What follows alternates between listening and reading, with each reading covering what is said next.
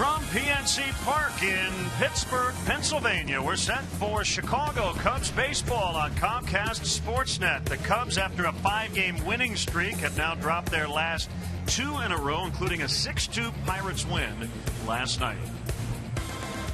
Hi again, everyone. Along with Jim DeShays, I'm Len Casper. There is a buzz here in Pittsburgh, the call-up of their top prospect, Gregory Polanco. They've got a really good outfield, certainly on paper, but it all still starts and ends with the MVP from last year, Andrew McCutchen. Andrew McCutchen, throughout his career, has done a lot of good things against the Chicago Cubs, a lot of good things against Edwin Jackson. That continued to be the case last night, hitting well up over 400 against Edwin in his career. Hit an opposite field home run, doubled, drove in 3. He's been red hot of late. He's always been good here in his home ballpark. Obviously, priority number 1 when trying to shut down the Buccos is stop last year's MVP.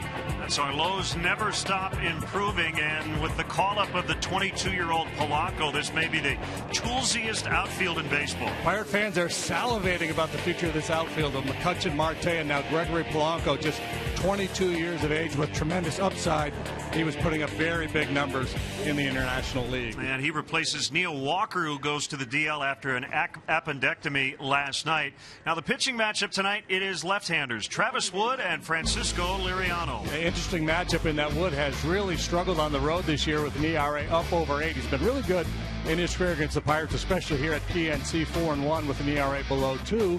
Francisco Liriano, just the opposite. He has really struggled at home. That's the highest home ERA in the National League, 5.97. Game 2 of 4 between these two teams. Last night, the Pirates winning their 5th game in 7 tries against the Cubs. We'll have the first pitch and all the action next.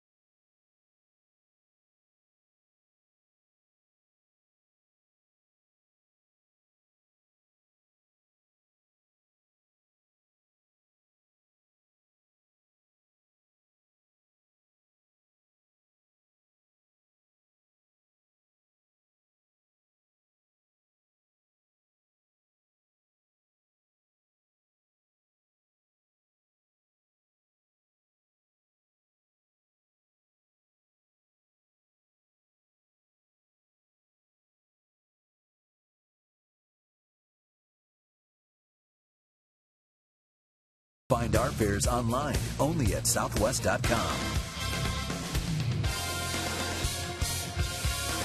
Home of the Three Rivers, Pittsburgh, PA, as the Cubs and the Pirates will play game 2 of 4. Military Appreciation Night. Both teams wearing patriotic uniforms this evening.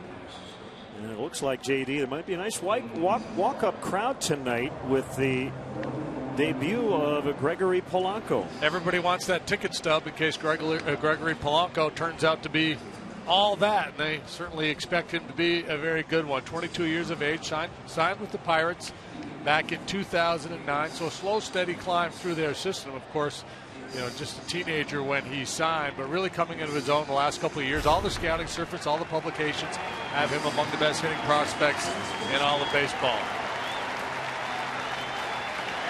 Some fans still heading across the Clemente Bridge to check out Polanco in his major league debut. And let's get the Cubs Southwest starting lineup written out by manager Ricky Renteria. Bonifacio will start at Junior Lake in left. Anthony Rizzo's at first. Big night for Starlin Castro last night. He homered and has been very good here as of late. Ruggiano's going to play right. Mike Olt getting what has been a rare start here lately as he has struggled. Darwin Barney, the second baseman. Eli Whiteside, the catcher. And Travis Wood, who homered in his last start. That's night.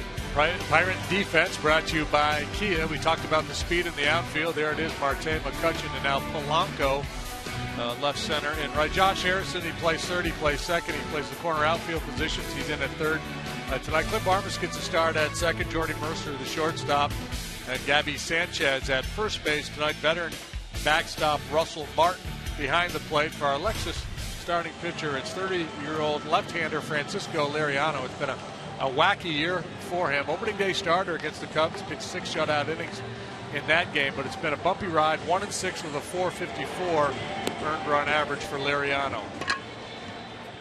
Set the umpires for you. Tom Woodring gets the plate. Scott Barry is at first. Jeff Kellogg, the crew chief, at second, and Dan Bellino's over at third. Liriano, good stuff. He's not going to overpower you with that fastball. He's got a good fastball. He's got a great changeup, and at times an outstanding slider. For me, his changeup is his best pitch, and becomes a problem for a lineup that leans heavily to the right side. If tonight's Cubs leadoff man gets a hit, Benny's Beverage Depot will donate $100 to JDRF. And away we go. Liriano, a strike on a sinker to Emilio Bonifacio, who has hit .375 with an OPS of over 900, batting right-handed this year. Cornerman in. And the lefty deals again, just missed outside. It's 1-1. Overcast, but pleasant once again tonight. We may get rain the next 2 nights. Some of that rain that many of you are experiencing back home in Chicago. The White Sox got rained out tonight. 75 and calm conditions here in western Pennsylvania. A little muggy, and that usually means a little something coming into the area. Liriano finished 9th in the National League Cy Young balloting last year, a 16-game winner with a .302 earned run average. 26 starts, 13 starts this year, only 1 win and a .454. The walk rate is up from last year. Last time out, he walked 6. He worked 5 innings, allowed 1 hit, but 3 runs. It took a loss to the Padres. It's full 3-2 with Junior Lake on deck. But, this is the way he pitches. He's a guy who doesn't like to give in. He'll continue to work the edges. He'll throw that changeup and fastball counts. See, among the league leaders in walks issued, second behind A.J. Burnett. It worked well for him last year, especially against the Cubs. He was 3-1 with a 2.12 ERA. Ground ball is picked up by Harrison. Very versatile guy. For the corner outfield spots, second and third. And they get some more time at second with Neil Walker now on the disabled list. Now Junior Lake hitting just .140 over his last 14 games. Had the 2-homer game over the weekend against Miami.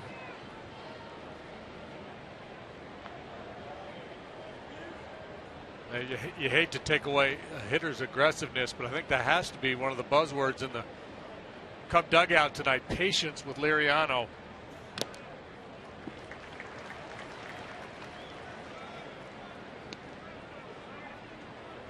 Mentioned those good numbers he put up against the Cubs last year, and they saw plenty of them. 5 starts against them last season. And got off to a very good start against them here on opening day. There's the change. 0-2. Veterans Appreciation Day here at the ballpark, so the Cubs wearing those camo uniforms. There's the swing and miss on the good changeup.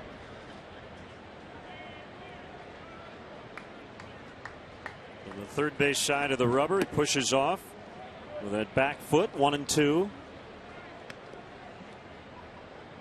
Liriano's from San Cristobal in the Dominican Republic, 30 years old. Signed originally with the Giants back in 2000.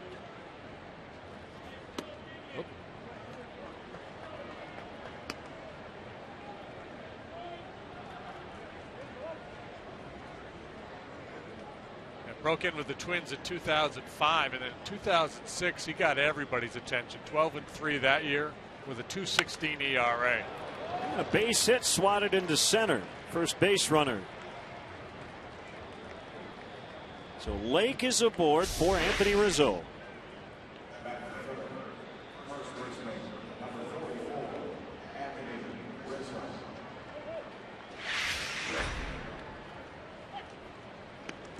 Rizzo hitting .333 against southpaws, although he's just 2 out of 17 in his career against Liriano.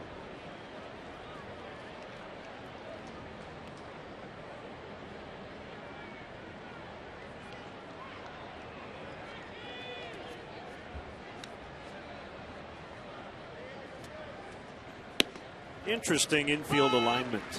Well, they really are bunching the middle. Harrison way off the line at third. He's about halfway between second and third. And you see Mercer's almost behind the bag at second. Everybody deep in the outfield, and Lake got a really good jump, and he's going to make it. 7th steal of the year. And base runners have been running wild on Liriano this year. That's the 11th against him in 12 tries. Lake goes on first move and not close at second base.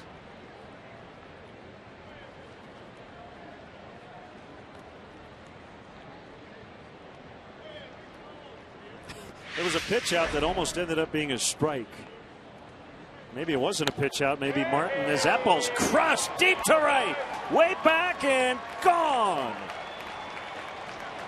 Anthony Rizzo, who in batting practice hit one completely out of the ballpark, almost did it here.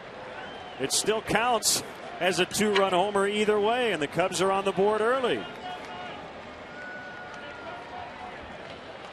And he continues to punish left-handed pitching. Here's our forward home run replay. Number 13 for Anthony Rizzo. It is a no-doubter. Almost left the ballpark.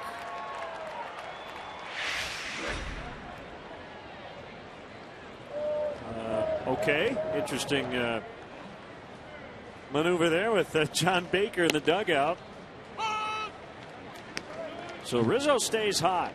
Remember my helmet theory we discussed last night? Yeah, he still got it yeah, on. Guys hit a home run. When they make it out, they want to shed that equipment as soon as possible.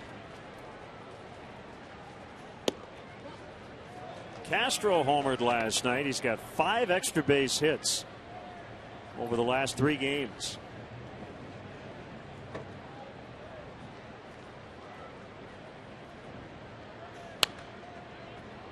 One and two. He was the bright star offensively for the Cubs on a rather dim night last night. And his home run was crushed. He hit it into the Pirate bullpen, the back bullpen out there in left center.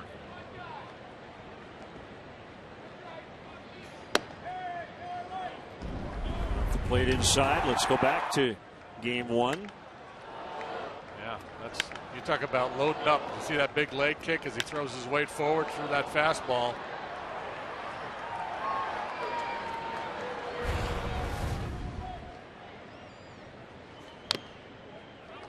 Ouch.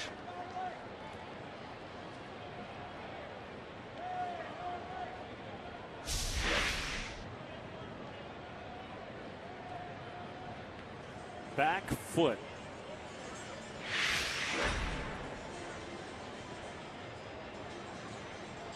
The Cubs jumping on Liriano early tonight.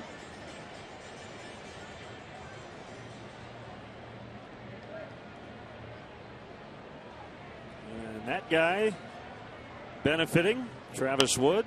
Yeah, this is something's got to give matchup when you break it down, with Wood having the highest road ERA in all of baseball. But he's been really good in this ballpark, and he's been really good against the Pirates.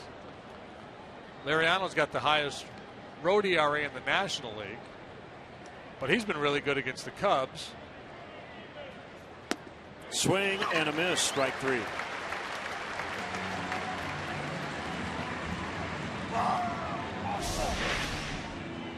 That was a changeup. Look at that. Yeah. Straight down. Yeah.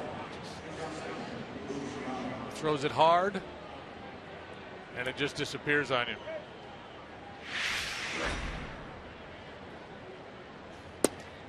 Ruggiano takes ball 1. It's kind of similar to the Henderson Alvarez changeup we saw the other day for the Marlins. He's throwing his 87 miles an hour. And a ground ball, base hit. Normally the second baseman is there, but they had 3 guys to the pull side of the bag. Well, you got to really recalibrate the way you watch a ball game these days with all the shifting. That normally is a routine 4-3 ground out. But obviously Justin does not hit balls on the ground in that area very often, because if he did, Barmes would have been there. Yeah. See if the Pirates then adjust their thinking after one at bat. Mike Alt fouls at the plate, trying to snap an 0 for 17, and he's just 1 for his last 32, but he gets the start against the lefty tonight. Hey, the sun has shown its face, I think, for the first time since we've been here.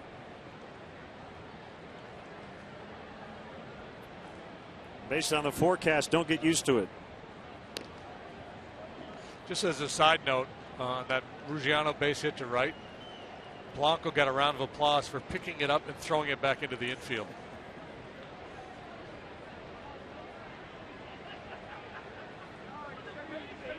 Ruggiano goes. The Martin throw. Slowed down. In time to get him. Hang on a second. Here comes Ricky. Hang on. Wait a minute.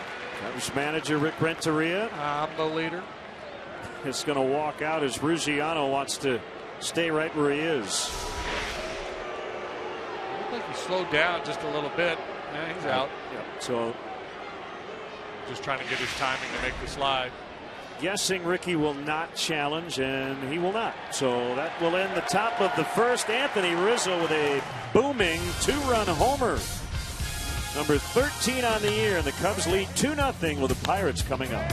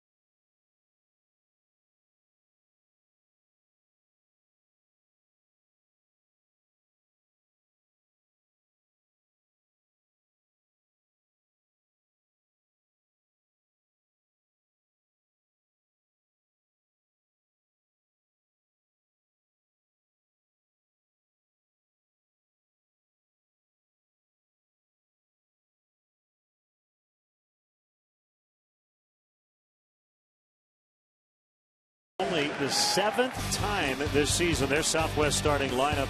Harrison moves to third tonight. Polanco's going to man right field for the time being, maybe for the next decade or so, who knows. McCutchen in center, the big night last night. Gabby Sanchez gets to start at first.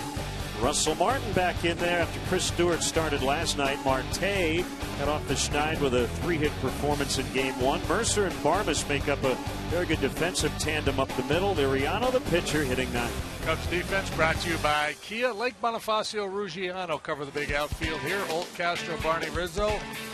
Around the horn and behind the plate is Eli Whiteside. Cubs Lexus pursuing perfection. Starting pitcher is Travis Wood. No decision last time out. Pitched well, left with the lead, but bullpen couldn't hold it. A game the Cubs ultimately won. He's 5-5 with a 5.04 through 12 starts. Facing Harrison, who's playing third tonight for Pedro Alvarez, and a strike called. Clint Hurdle has a very versatile guy in Harrison who can move around. He was not going to take him out of his lineup, but he had to make room for Polanco. But then Neil Walker got hurt. So Barmes playing second. Harrison in for the left-handed hitting Alvarez. And quickly 0-2. Rookie is on deck. A little high and wide. Wood working with Whiteside tonight.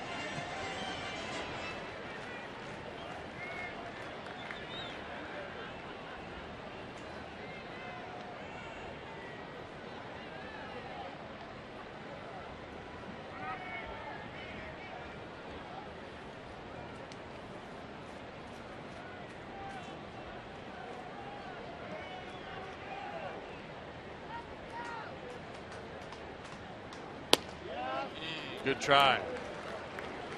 The backdoor cutter looked like 2-2. Got a shot at this outside edge. It's been a good pitch for him. Yeah, a little off. Good eye by Harrison. Cutters to both sides of the plate. Change up, curveball, slider. There's the backdoor cutter.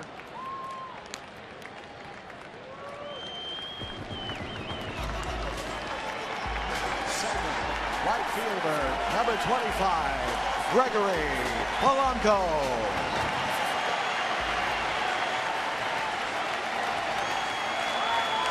The Pirates' top prospect has been in their organization now for 6 years. Got good speed. He's all legs, 6'4". He has filled out a bit over the last few years, now listed at 220, and still only 22 years old. Hit lefties pretty well at AAA and takes a strike from Travis Wood. A high average hitter, commands the strike zone pretty well. Strikeout numbers are good. Work a walk. I think they feel like the power will come a little bit more as he develops.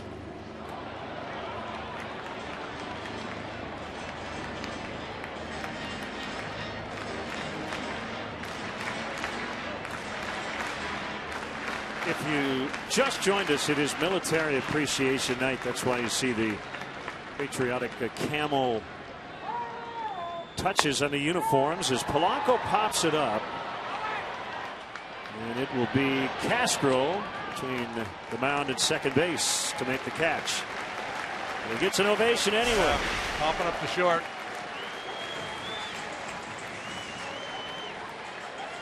Smart play, kid. Don't set the bar too high.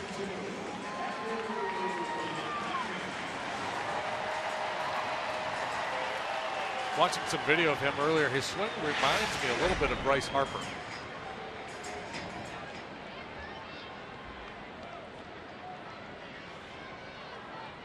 McCutchen, a big night in game 1. He hit a homer, he doubled. Both were to the opposite field. He knocked in 3. Only 2 out of 20 against Travis Wood, who's had his number.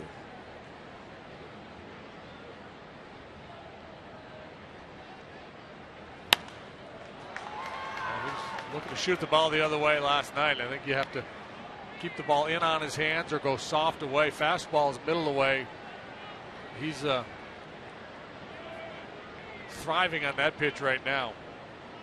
Travis Wood, since joining the Cubs, is 2-3 but a 1.99 ERA against the Pirates, with a 1.56 batting average against. Overall in his career, 3-5 with a 3.19 versus the Pirates as a starter. He's also worked a couple times out of the pen.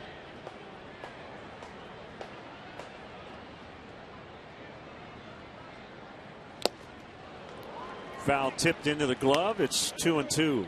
He's got such a quick bat. He's very quiet in the batter's box. Just got a little bit of a rolling action with his hands as he loads up. But he is lightning quick when he decides to strike.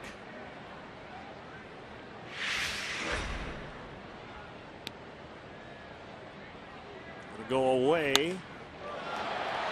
Right field, Ruggiano in the corner makes a catch. McCutchen keeps thinking opposite field. 2-0 Cubs after an inning.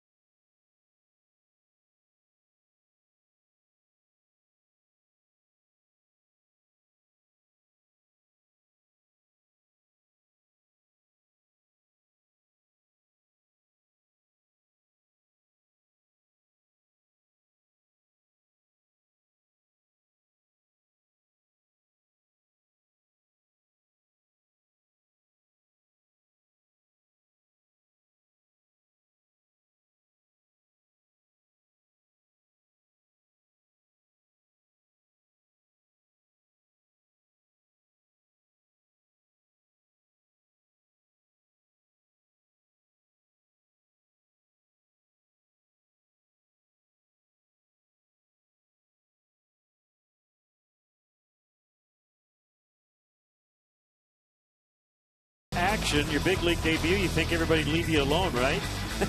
Lot to learn. Not so much. Learn the nuances of the ballpark, how it comes off the wall out there in right field. You ready to play the caroms, some funky angles there. Nick Lavis going to go over the signs. Here's the indicator. We got to keep an eye, get a lefty with a pickoff move we got to concern ourselves with. We're all good. Fist bump, go get him. It was Rick Sofield there, the first base coach, who had him out in the outfield over at first base. Like Altu was batting when Ruggiano was thrown out to end the first. Inside, 1 ball, 1 strike.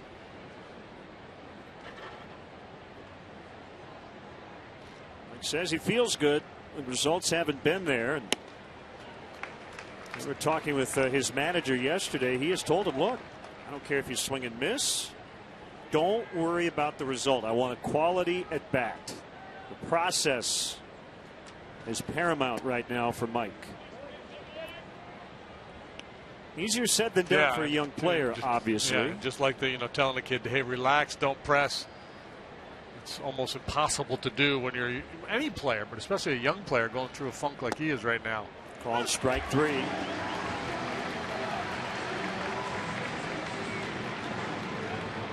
Well, he pulled off that 1 changeup and swung and missed, so you can tell he's telling himself, all right, be patient. And he gets rung up on a good pitch. The hitters will tell you when they're going through a time like Mike Holt is right now, they step into the batter's box and about 5 seconds later they're 0-2 or 1-2. It happens so quickly.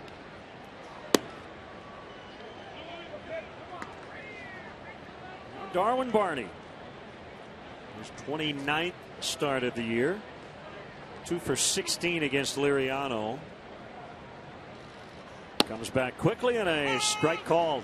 1-1. Yeah, and Mike Holt maybe not getting any favors tonight getting this assignment against Liriano. We've talked about it with his changeup. In terms of batting average, he's been far better against right-handed hitters than lefties this year. Out into right, Polanco has just been inducted into the Pirate Hall of Fame. They love him here. Man, he can catch a fly ball and everything. Visit WrigleyField100.com to find out all the Cubs have in store for the next homestand. It's the 1950 celebration. It's a 10-gamer. Pirates, Reds, Nationals, including a rare split doubleheader on Saturday, June 28th. Seats are available. Visit Cubs.com to purchase. Whiteside takes a strike.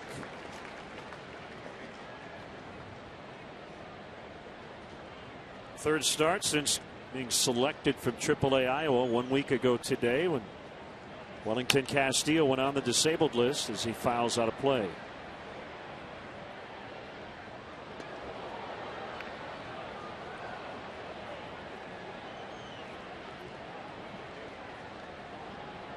Eli has very white and gray hair, but I guess it began turning that way when he was a sophomore in high school.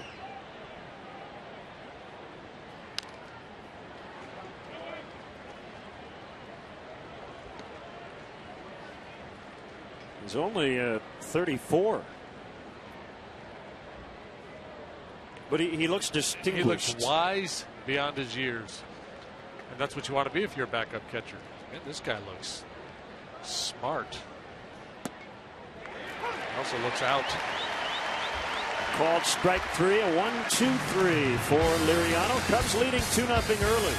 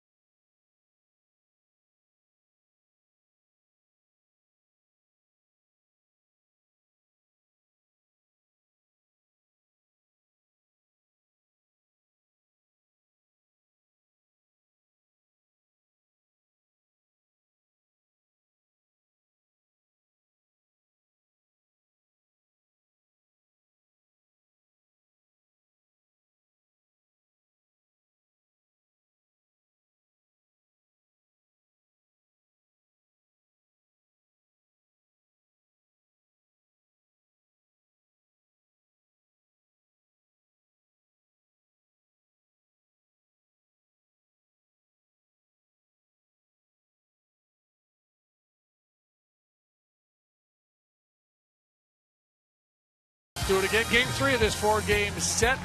Comcast Sportsnet, the place to be. 6 p.m. Jason Hamill follows up his 7 shutout inning performance against Miami. It's Cubs Pirates tomorrow at 6 on CSN. Brandon Compton will go for the Bucks. Get our first look at young Mr. Compton. Trying to fill a void in the Pirate rotation with Garrett Cole placed on the disabled list with shoulder fatigue.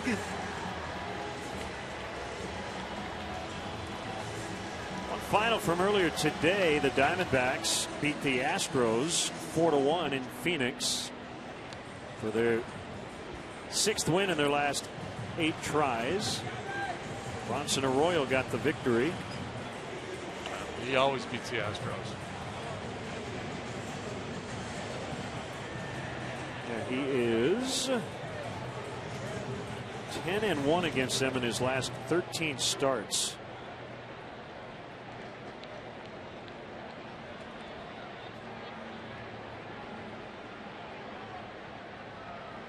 Gabby Sanchez, ball 1.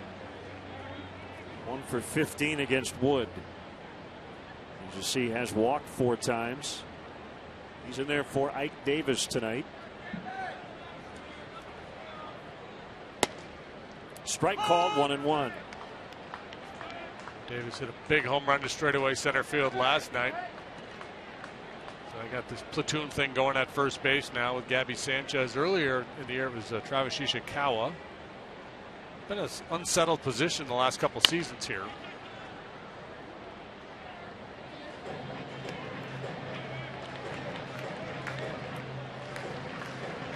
Get him in the lineup against lefties.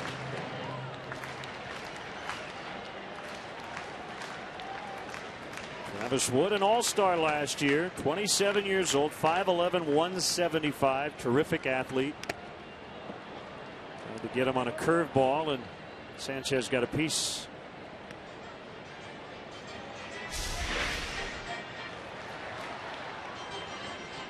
Just didn't finish it. Still have control of Travis Wood's services through the 2016 campaign, so 2 more years after this season. Driven deep out into right center. Ruggiano will make the grab on the move. Room to make a big mistake in this ballpark. A fly ball pitcher like Wood figures to do well here, and as I mentioned earlier, he has a 4-1 with a 191 here at PNC Park. And if you got speedy outfielders, might as well take advantage of them. Russell Martin, who was ejected on Sunday against Milwaukee in the 8th inning after arguing a called third strike. Clint Hurdle came to his aid and got tossed as well. Some DL time earlier this year with a strained hamstring. He missed 22 games. 1 strike on the veteran catcher.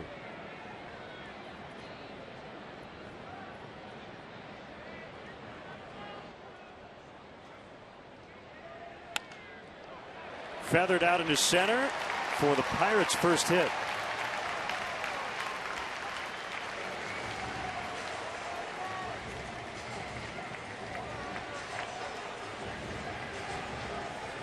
And Starling Marte.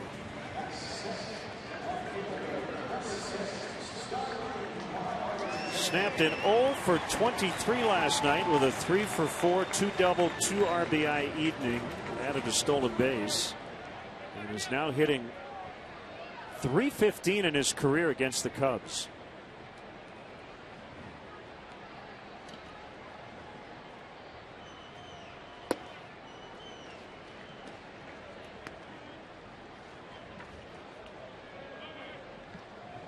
So it's interesting. You've got the reigning MVP in center in McCutchen, well decorated as a major leaguer. You've got Marte, who just signed a long extension, still trying to gain some consistency at this level. And then in right, you've got a kid making his major league debut. So possibly 3 phases of the same guy.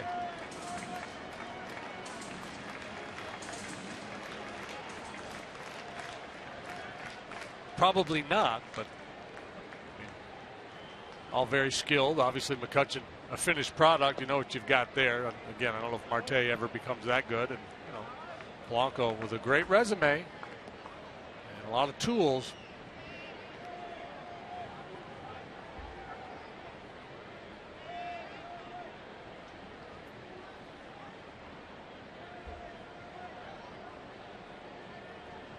Wood is ready. It's inside. It's where Whiteside wanted it.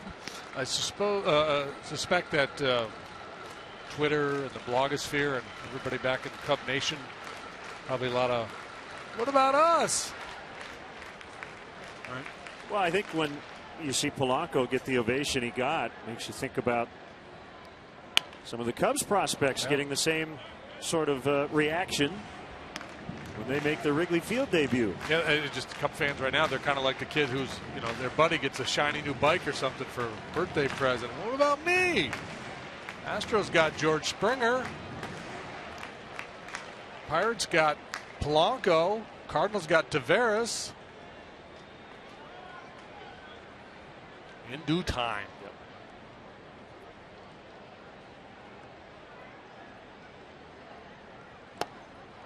Foul tipped for strike 3. Second strikeout for Travis.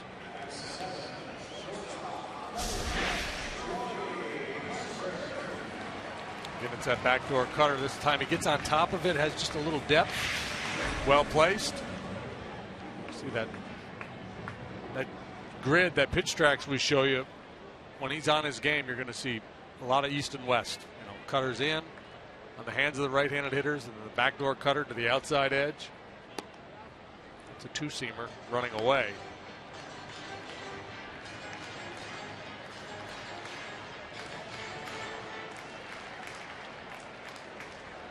Mercer has not done much with the bat this season, but he's been good lately, hitting .364 his last 8 games. Inside, 2 balls, no strikes. Well, good try there. Mercer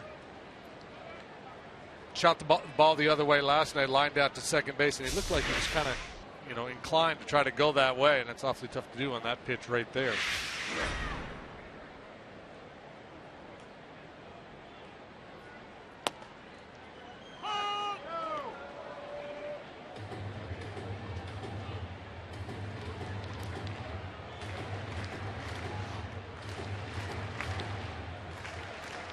Good numbers against lefties. Small sample, as Len pointed out. The Pirates have faced very little left-handed pitching this year. A little bit of a delayed steal, and Martin will get in head first with stolen base number 1 on the year. A sneak attack there. Just drifting and drifting, and then he goes.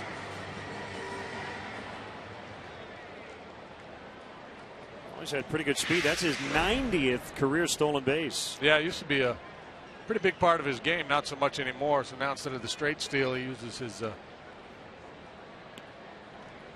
veteran wile to steal a base there. His wiliness. What was wrong with that pitch? Ball 4.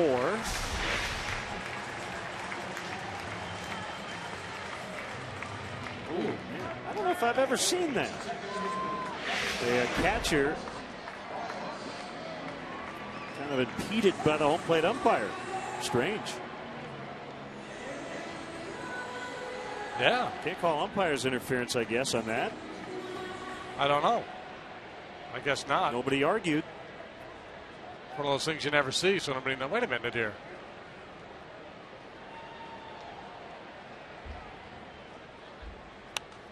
Guess the umpire's got to be somewhere. So Neil Walker last night was scratched about an hour before the scheduled first pitch due to stomach pain, and sometimes when you have stomach pain you've got appendicitis, and when you have appendicitis you got to get your appendix out ASAP, and he did. Luckily for him, they did it with the laparoscope. That'll be a ground ball to third, and Alt will step on the bag, but he has gone to the disabled list. 2-0 Cubs after 2.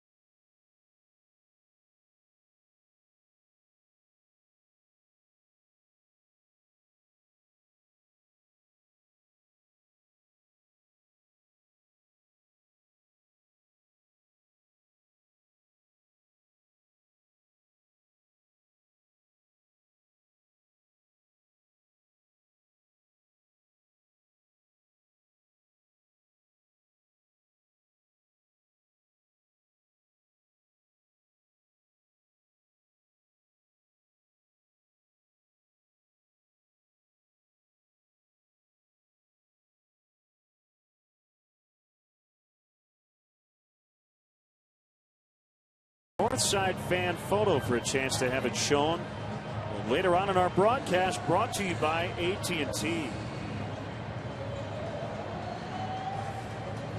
Eli Whiteside chatting with Gary Jones. We might be telling him we might need to argue that play. Rule 5.09B further specifies the case of umpire interference at home plate between umpire and catcher. Plate umpire interferes with the catcher's throw attempting to prevent a stolen base or retire a runner on a pickoff play. Runners may not advance. Interference shall be disregarded if the catcher's throw retires the runner. Interesting. And Rule 2.00, interference when a plate umpire hinders, impedes, or prevents a catcher's throw attempting to prevent a stolen base. It's wide of first. So it should have been interference. Should have been a do-over. Now, why wouldn't Tom Woodring make that call since he interfered? I don't know. Maybe he just had a little brain cramp.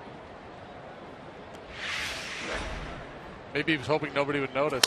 That's not how it works. We think the offending umpire would be the guy who would say, we got a do-over here. That's on me.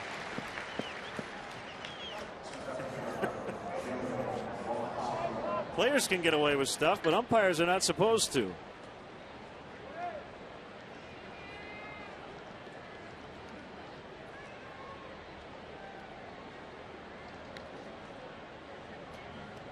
The one thing I like about, certain interference calls like that, and sometimes when the catcher gets in the way, it can be a do-over. And you don't have many of those. It's either safe or out. Right. I kind of like we didn't like how that looked. Yeah. Let's do it again. In the end, it didn't really mean anything. It gave Martin his 90th steal. That's bunted foul.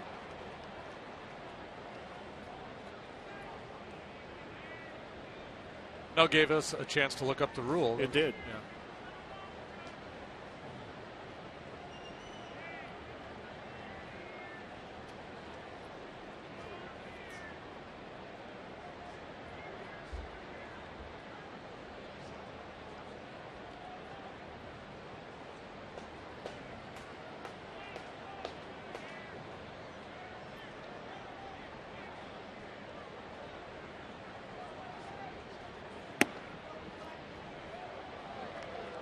Two and one.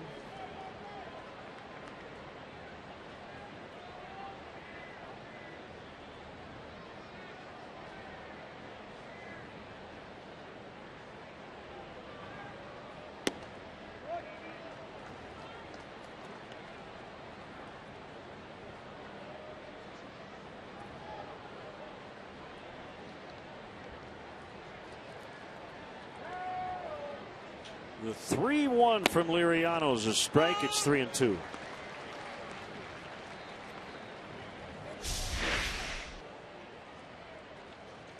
Command's been a little sharper for Liriano here. He needed to throw a strike, able to catch the outside corner with that 3-1 fastball.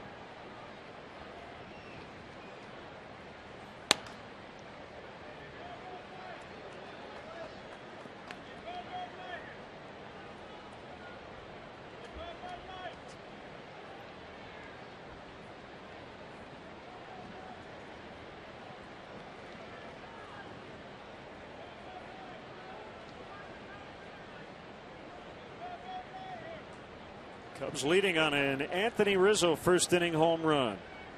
Swing and a miss. That was a good slider from Liriano. Bottom fell out of it.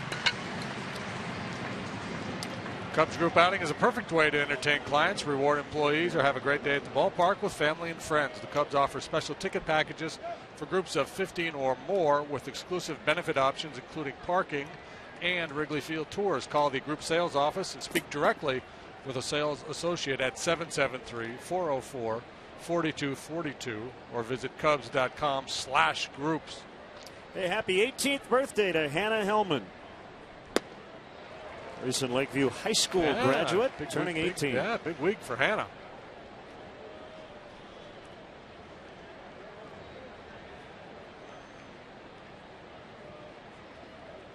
Oh, and 1 to Lake. Singled, stole a base, scored on the Rizzo homer in the first inning. Inside corner.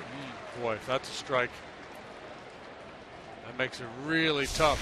He's able to command this pitch, because to get to 94 on the inside corner, you got to think quick. And if you're thinking quick and he throws that changeup, hang with him. The change dribbled in front of the plate. Martin will pounce on it, throw to first, inning over. Bottom three. It's Cubs 2, Pirates nothing.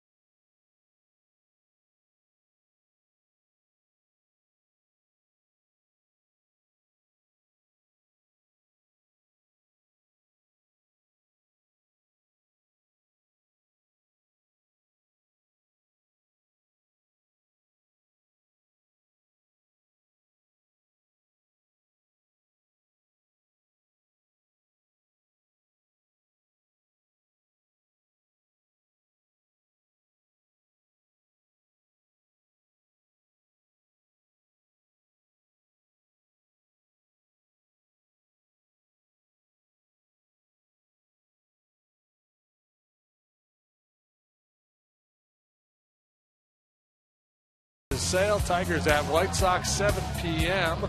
on Comcast Sportsnet. White Sox Tigers. That might still be the matchup. They did get rained out though tonight. The White Sox beat Detroit last night.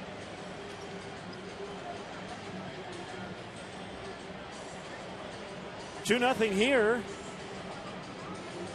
as Liriano 2 out of 20 will bat ahead of Harrison and Polanco for the Pirates.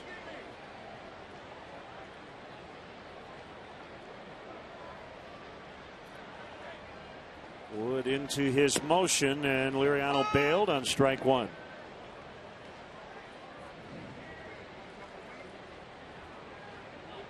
So the Pirates are 3 games under 500, 30 and 33. Fly ball to center. Twisting and turning is Bonifacio, and he's got it on the warning track. That ball kept carrying. But the Pirates have won 13 of their last 21, and starting play tonight, 3 games out of a wild card spot in the National League. So there's still plenty of time for them to get back into the race. Yeah, and I think, they're the big difference between the Pirates this year versus last year is the pitching, the starting pitching in particular. Is ERA is significantly higher. Runs scored, they were 9th in the league last year. They are again so far this year. So, but one way to make up for the lack of pitching is score more runs, and that's what they hope Polanco does for them.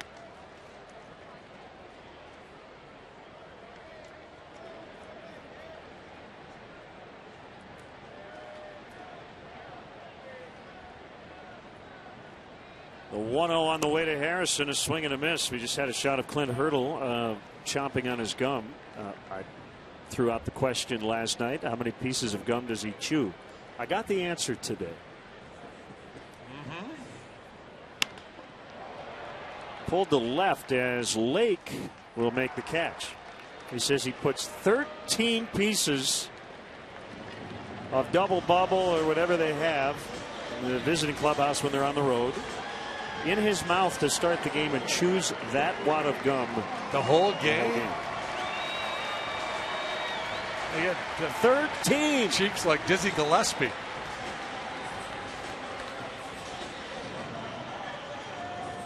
Don't you get a headache chewing all that? I guess not. It's just his thing.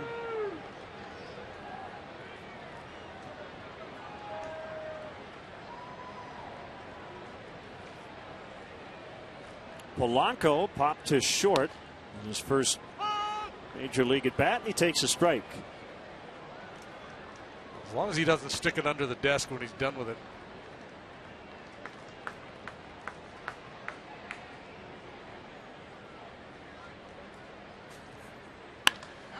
And his first major league hit, Polanco. It's another standing O. 2-out single. And they've been applauding every move he makes. This time, well deserved. First major league hit for the young prodigy. You know, the way he drags, he pulls the hands through, and then the bat head comes flying through the lag there in his swing. That's what reminds me of Harper. Yep.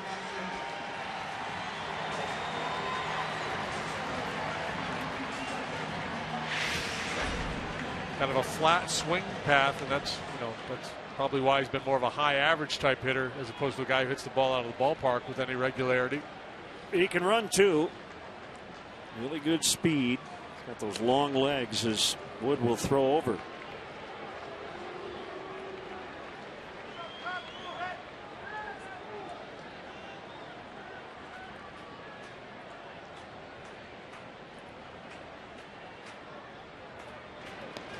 Snap toss, but Travis couldn't get anything on it. Bounced the throw to Rizzo. Being booed for having the audacity to try to pick him off.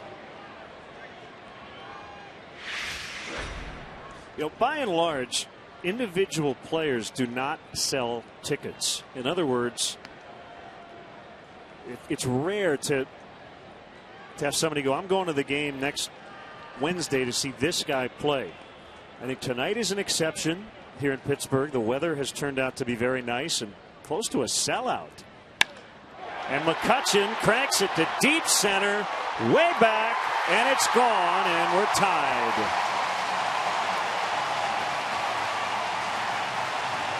Well, Pirate fans hope they see this combo for many years to come. Polanco getting on, and McCutchen driving him in. McCutchen, as if to say, hey, don't forget about me. I'm the reigning MVP. Delivers his second home run of the series. Last night he went to right field. Our forward home run replay shows him pretty much straightaway center field here. Polanco, he just got head down, going before he breaks it down, and we've got a tie ball game.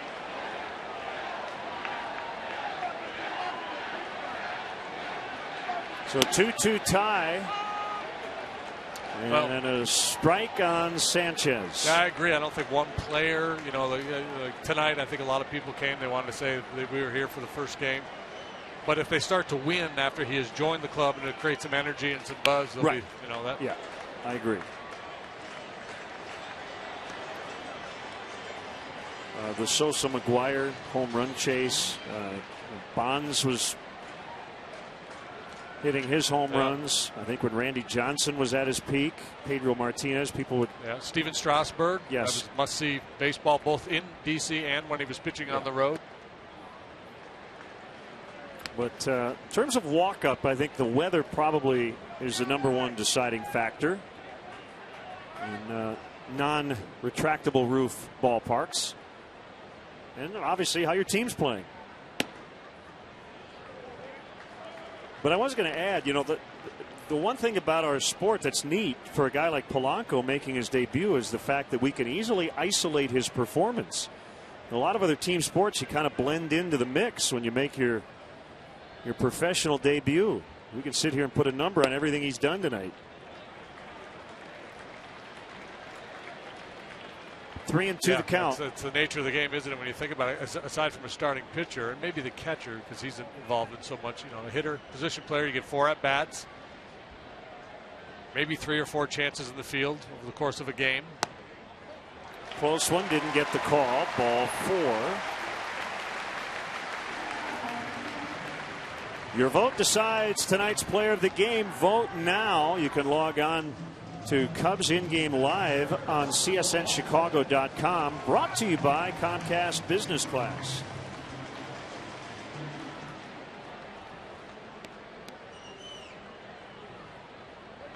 Trying to identify Travis Wood. Maybe not identify, but explain a little bit his struggles this year. And when you look at the numbers, right-handed hitters far better against them this year than last. They hit .226 against them last year, .288 coming into this game tonight. That's the 7th home run he's allowed to a right-handed hitter. That's part of too. You know, the longer you're in the league as a starting pitcher, the more looks the opposition gets at you, the better feel they have for your stuff and how you use it, your pitch patterns. That's why I marvel at the guys that are able to pitch at such a high level for 10, 15, sometimes 20 years.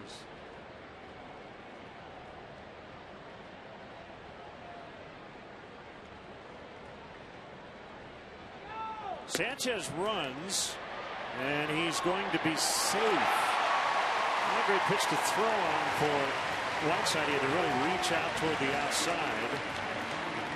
Sanchez found a way in.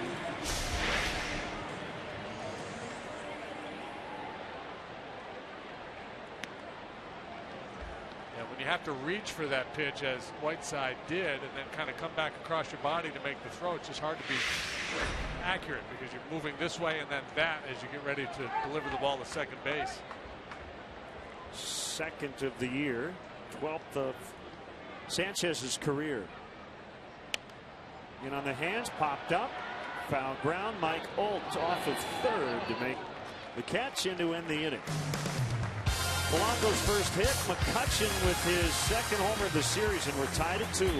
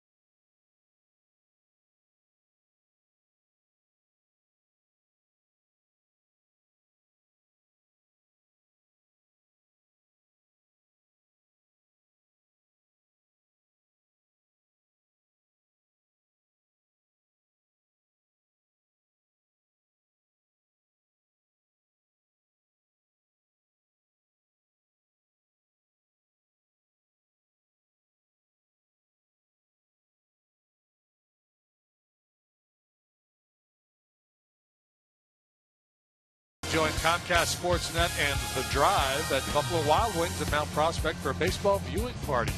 Be there for your chance to win one of 50 pairs of tickets to The Drive's 13th birthday concert starring Peter Frampton and Cheap Trick. Baseball, music, and good times, all brought to you by Comcast Sportsnet and The Drive.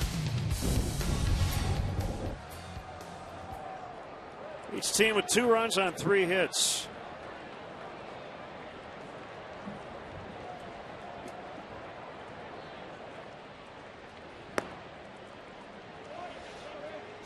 Andrew McCutchen with a 2-run home run in the 3rd. You see Eli Whiteside saying, "Get that ball down here." Yeah, didn't get it there.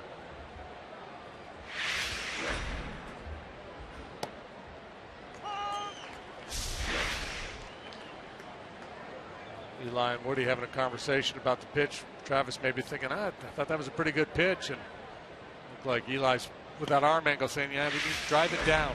Get on top a little better, drive it downhill.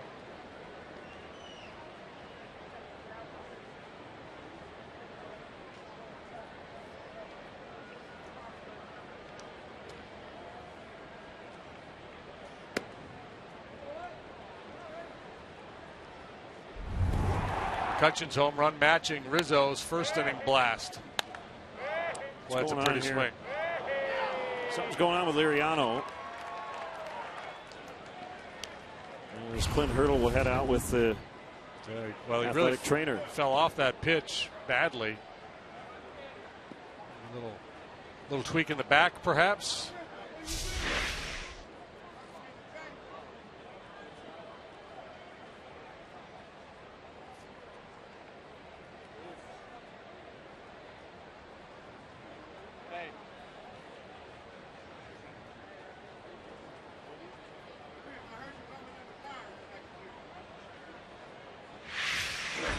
Kind of jarring, that heel first landing on that front side.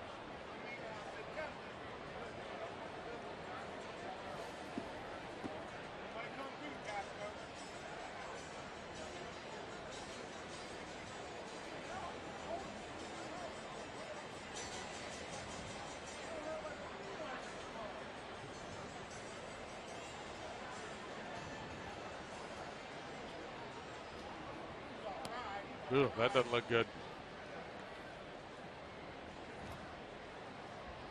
Somebody's throwing in the Pirate pen already. Not really selling it, is he?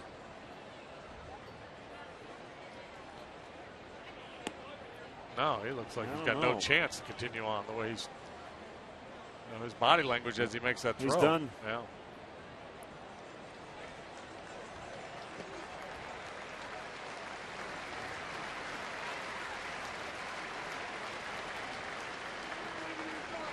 So whomever Clint Hurdle tabs to come in will obviously get as much time as he needs to face Anthony Rizzo. Pitching change from Pittsburgh due to the injury. It's 2-2.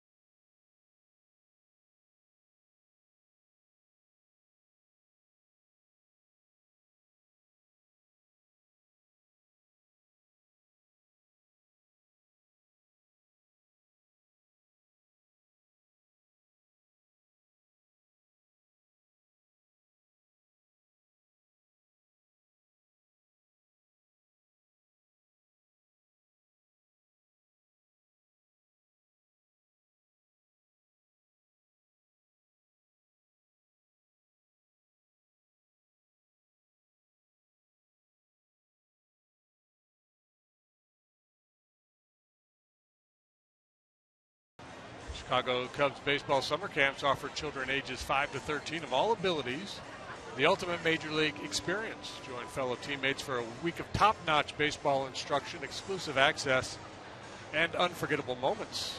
Early summer one-week sessions begin June 23rd with options in Lake Forest, Chicago, or Palatine. Visit Cubs.com/camps to sign your future Cub up today. Well, let's look around baseball. Manny Machado suspended for 5 games for the bat throwing incident against Oakland. He has apologized, but the O's did not expect it to be that long. So he has appealed and in the starting lineup tonight against the Red Sox.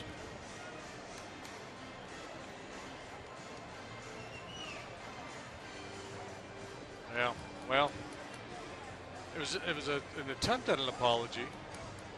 I don't know if I would preface my apology with the "we all make mistakes" caveat. I think I'd just go with the "I made a mistake." Right. But it's not really all that big a deal. Jenmar Gomez is on now for the Pirates, and with the injury, he does have all the time he wants, and he's inclined to take it, I believe. There's no sense of urgency there for the young right-hander, and that's really what a pitching coach will tell you. Just slow it down, nice and easy. Don't let that heart rate get going on you.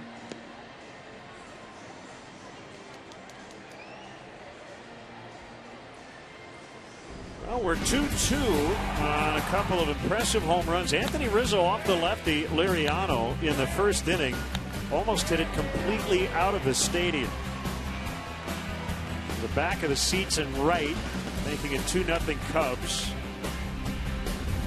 And then in the third, Andrew McCutchen for the second time in the series. And he hasn't pulled anything in this series. Everything's been center to right. This one into the bullpen to tie it.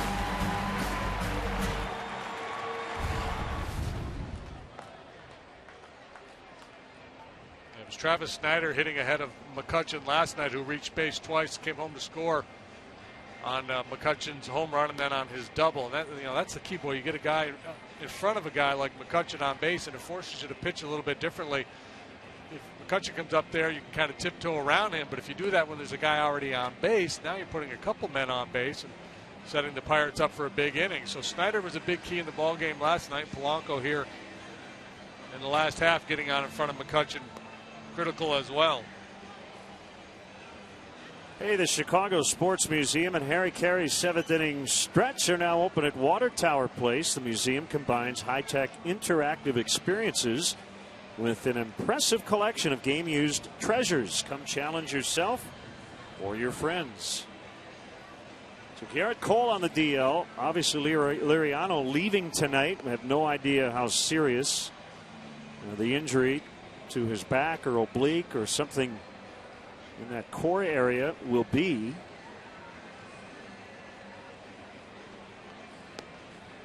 And some sad news to pass along.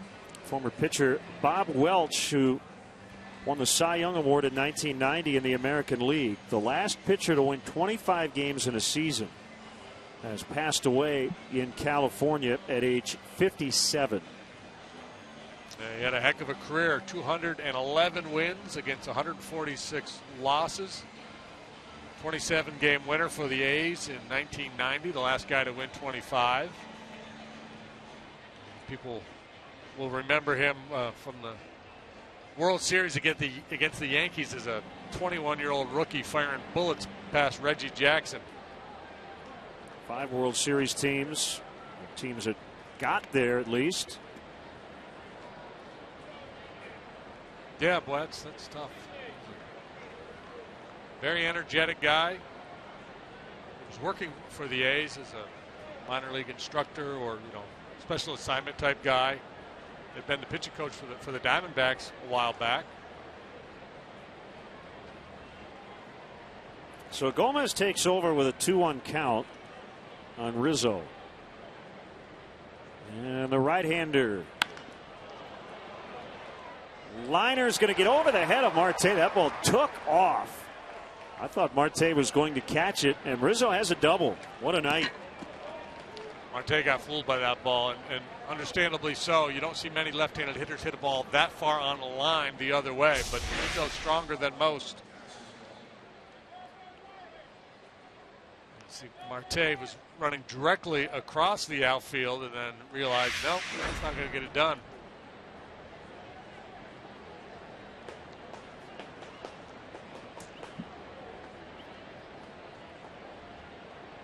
Boy, Rizzo has hit, and it's still early, those magical numbers. On base over 400, slugging over 500. That's what you love to see. It's like the Chipper Jones line. Like every year, Chipper was 300, 400, 500. Those are all-star numbers. Right, and you don't get those numbers unless you hold your own against pitchers from both sides, and that, you know, the damage he's been able to do against lefties been remarkable this year. Castro high and deep to center. Man, he just missed one. McCutchen makes a catch, and Rizzo will tag and end up at third.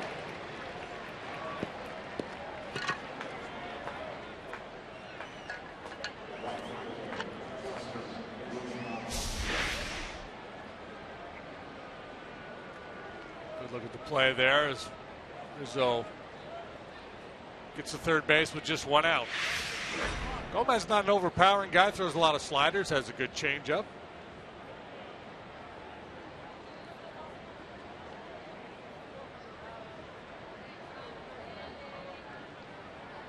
Did a lot of starting as a minor leaguer coming up through the Indians organization.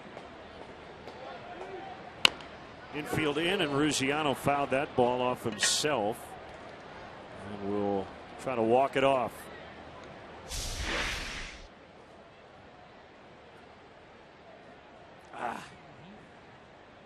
Off the shin. Yeah, it's going to burn for a while. Guessing we're going to see him with a guard there for the rest of the ball game after this at bat.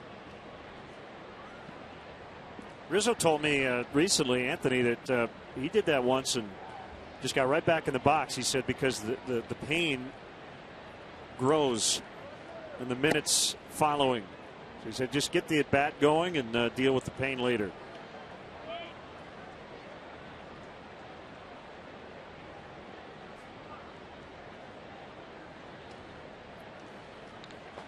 Gomez is 25. Tall and lanky, listed at 6'3". Inside for a ball. It's 2-1. He's thinking ground ball and trying to throw that two-seamer in on the hands of Ruggiano and induce a ground ball to the left side of the infield.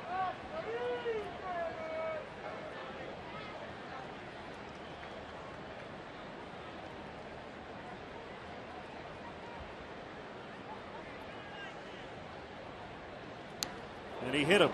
Painful plate appearance for Ruggiano. Got hit twice. Once off his bat, once by a pitch. Well, they were committed to going in on him. Continue to work hard in with that two-seam fastball. And this one just a little too much run, and Ruggiano's got himself a base and a bruise or two. Now the Pirates will back up and play for a double play. Mike Gold needs something good to happen.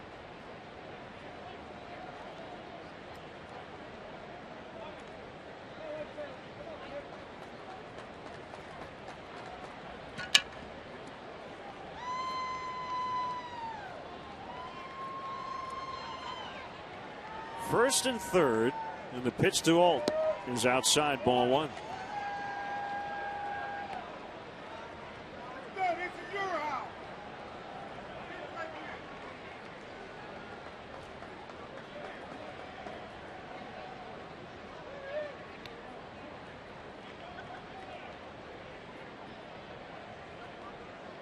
Sanchez holding on Ruggiano. The pitch to Alt is a strike where Martin wanted it. AT&T U-verse Multiview. Cubs threatening to grab their second lead of the night after the Pirates just tied it on the McCutchen home run.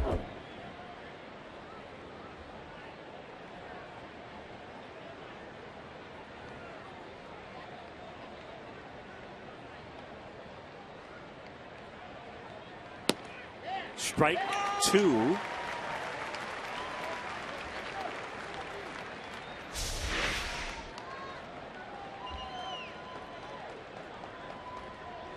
Now you got to dig in. Contact here, really important. And runner at third and less than 2 outs. Preferably not a ground ball right at the shortstop. Low and outside.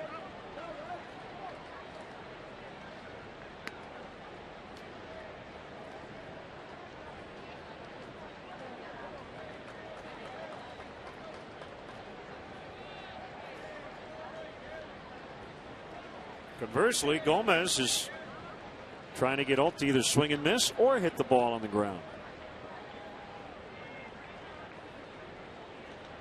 Good lead by Ruggiano. Not running.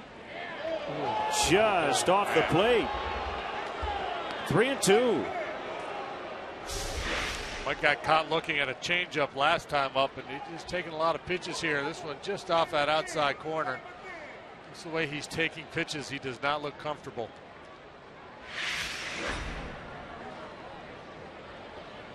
If you send Ruggiano, Alt obviously a strikeout candidate. She could stay out of the double play. He's not going, and this time they called strike 3.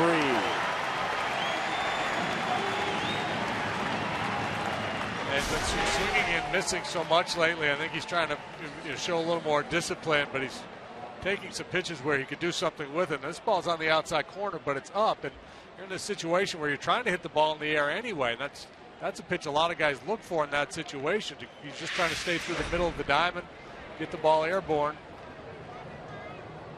But when you're struggling the way he is, it's awfully tough. We feel for him. So Barney now with 2 outs. Harrison's still in a little bit at third. Sanchez still holding Ruggiano in the pitch. Looked pretty good, but ball 1.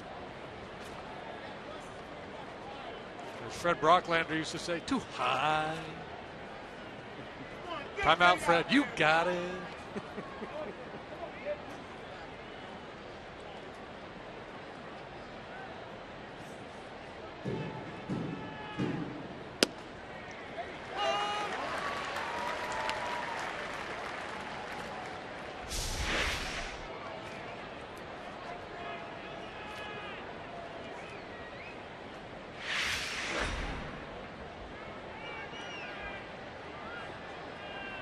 Rizzo with a leadoff double, got to third on the long flyout by Castro. Ruggiano hit by a pitch. Alt struck out.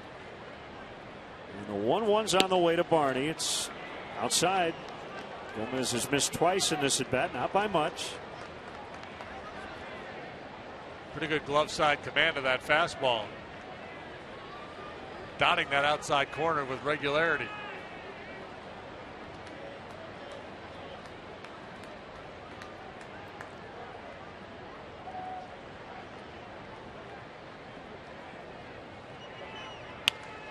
Pulled fair, and the Cubs get the lead again. Rizzo trots home. Ruggiano to third. Barney's got a double, and it's 3-2 Cubs. That gets Mike Holt off the hook in a big way. 2 out swinging the bat on a breaking ball this time from Gomez. He hit the ball pretty hard first time up. Now he whacks a double down the line. Last couple weeks or so, his at-bats have been pretty darn good.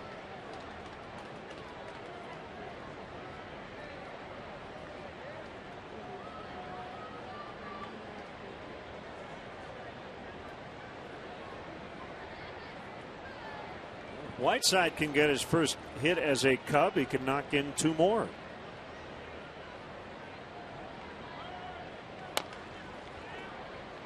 Sanchez will field the bouncer. Gomez covering, and the inning is over. Pirates lose their starter due to an injury, and the Cubs grab their second lead of the night.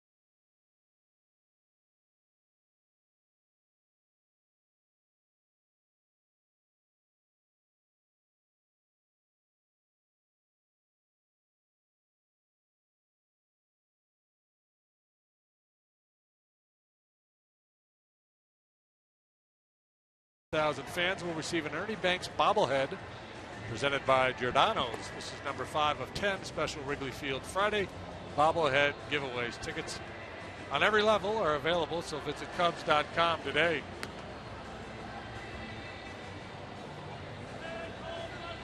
We're glad you're with us tonight. Travis Wood has a 3-2 lead. Face Marte, Mercer, and Barmes here in the Pittsburgh 4th inning. What a night for Lonnie Chisenhall, one of the best offensive performances in the history of the game last night for Cleveland at Texas. 5 for 5, 3 home runs. He knocked in 9. I guess Cooperstown called and they want the bat.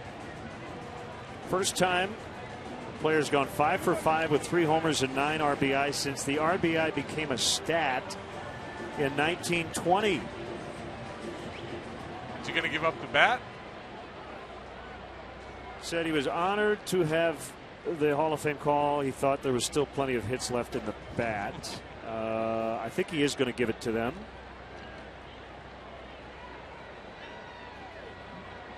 According to the AP story. And we're underway here in the Pirate 4th. A strike. Some guys are superstitious about such things. Other guys, bat is a bat is a bat. He's got a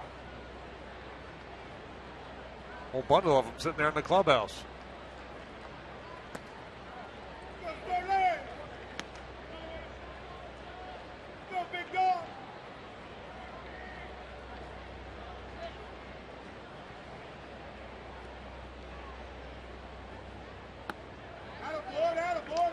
Two and 1 on Marte. He struck out in his first at bat.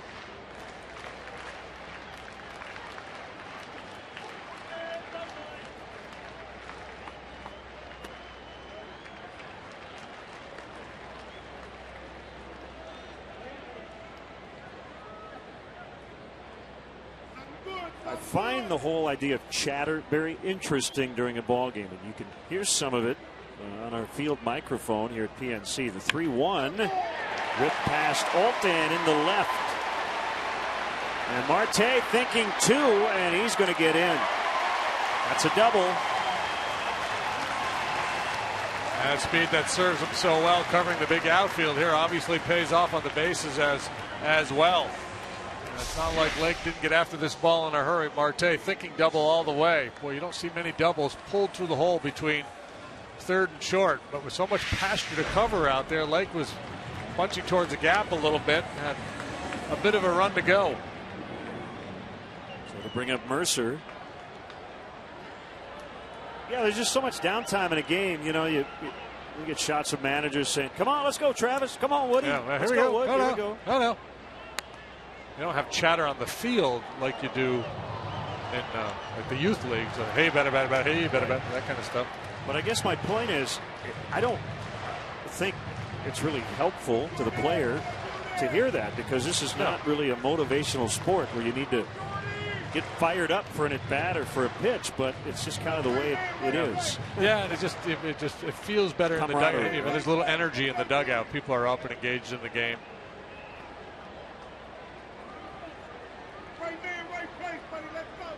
Right man, right place, buddy. Let's go. Somebody yelled. As Mercer takes a pitch inside. Hey, right man, right place. Here we go. Ball 4, base hit. You hear that one all the time.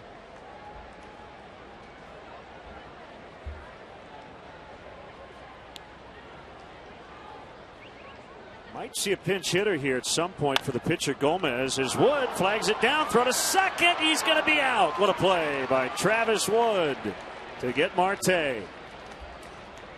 Sometimes that speed gets you in trouble. Good athletic play by Wood.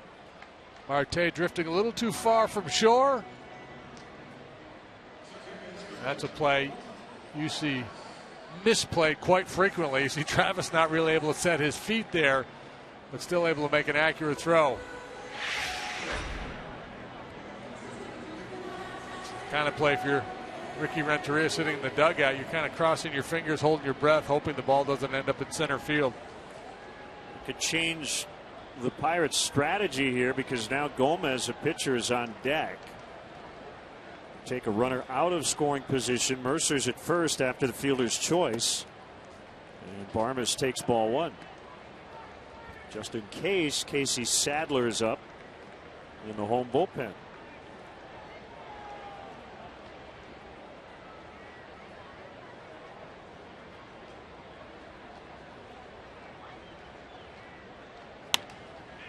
Little bloop. And that is going to drop.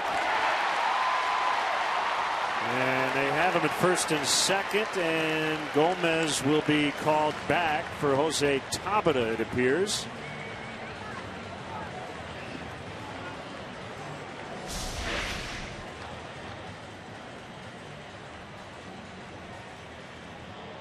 Just a little lob wedge there by Barmes. He has not done much offensively, so he's not going to quibble. He'll take it.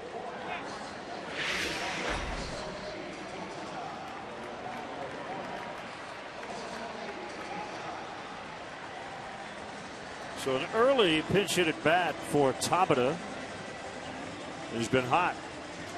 Yeah, and he's been really good against lefties, batting .370 against southpaws this year. 8 for his last 17 overall, hitting .341 his last 32 games. And here comes Chris Bosio. We go over the scouting report against a bench player.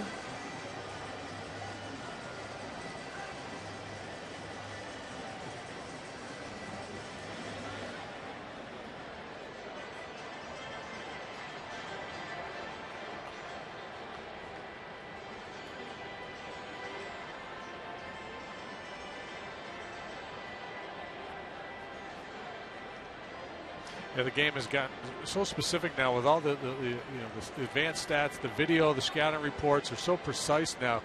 Back when I played, and I hate to be the old guy, but those meetings generally were, okay, now bear down, go get him, or keep the ball down, or something pretty generic. Now I think it's like, hey, first pitch breaking ball, or you're going to try to throw something in on his hands with a little life, try to cut it in there. And very specific as to how you're going to try to get guys out.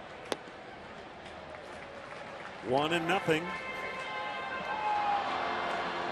Grab the lead again on the Barney hit in the top of this inning.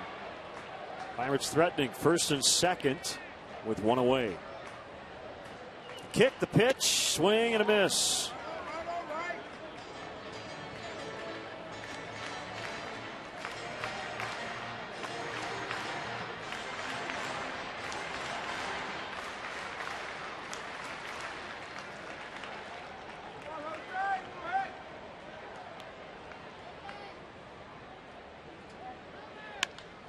Base hit. They're going to be loaded as Mercer had to make sure that line drive got through. 3 on for Harrison. Started him away and then tried to crowd him with a fastball in, a little cutter, and Tabata quick in there, able to get to it and hit it hard. He's kind of an intriguing guy. It's going to be tough for him to get at bats with Polanco being called up. It'll be interesting to see ultimately what the Pirates do with Tabata. Interesting to see what Travis Wood does with Josh Harrison here.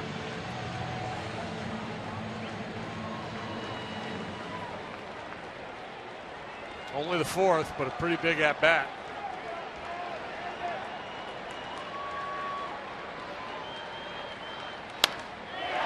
Pretty well hit. It will be run down by Bonifacio. 2 runners will end up tagging. Mercer scores. Barmes will make third. Sac fly for Harrison, and back to even again, 3-3.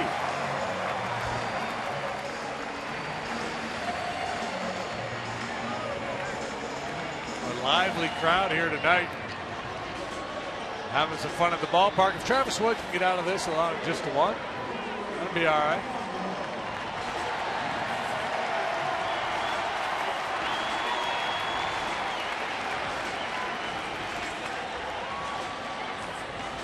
This place will explode if this kid delivers here.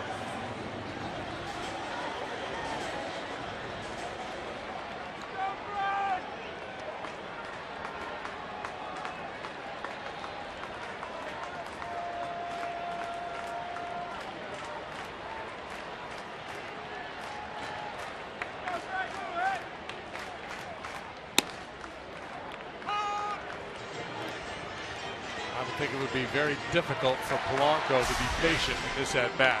With all the adrenaline, the chance to drive in and go ahead run.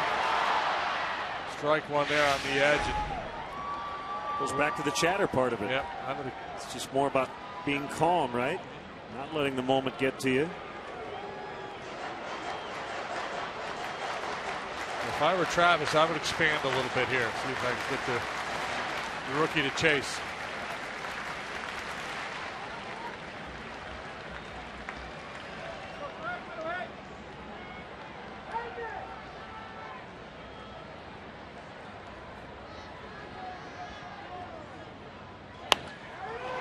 Popped up in the shortstop position.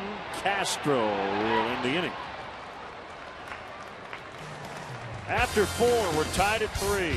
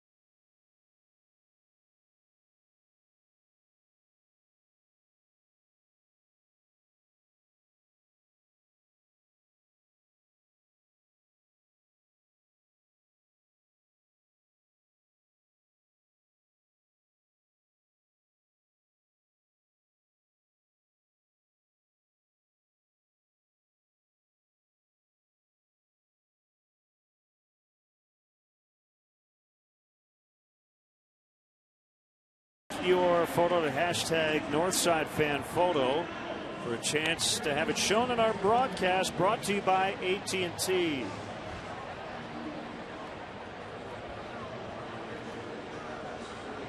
Casey Sadler from Ripley, Oklahoma, believe it or not.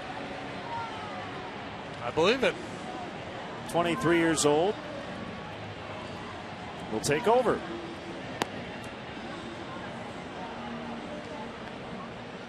What are we in the 5th inning here? Hurdle's going to ask him to go a couple, I suspect.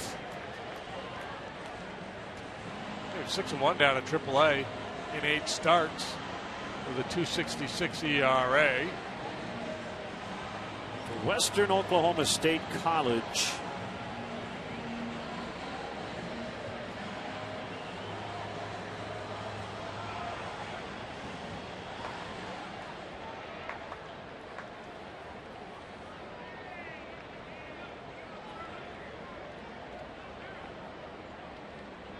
Pirates hoped that Jamison Taillon would be a big leaguer at some point this year.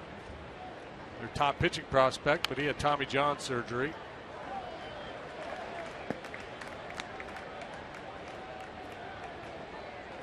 Western Oklahoma got a. I'll go with the Cowboys, Broncos, Bullfrogs, Dogies. The Pioneers. Mercer, close play out at first. Wood runs well. And most pitchers you can lay back, as Mercer did, and get away with it. He almost did not. Takes his time. Strong throw, close play. They got him.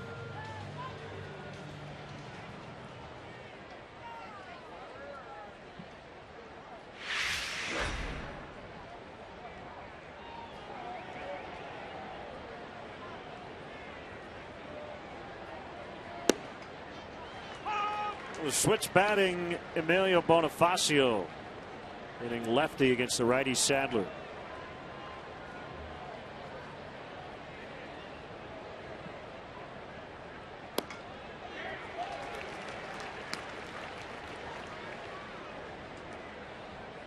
Left-handed Emilio has not been anywhere near as good as right-handed Emilio.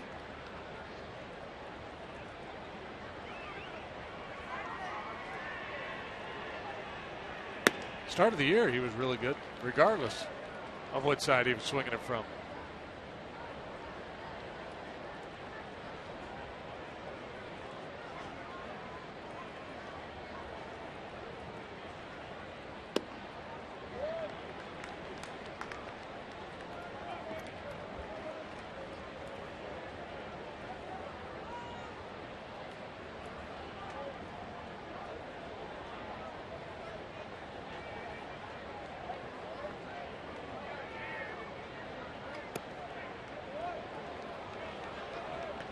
Full 3-2. Lake on deck. Looks like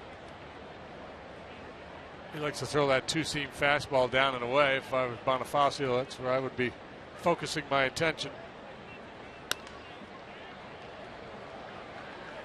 Barmes. A little option toss over to Sanchez.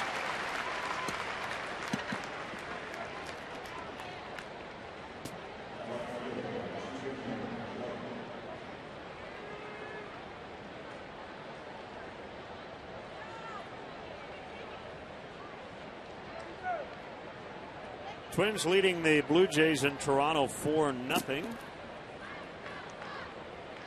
Brian Dozier with his 14th. They are in the 5th. Put together a really nice year. Not a very high batting average, but on base percentage almost 360, slugging around 460 for Minnesota.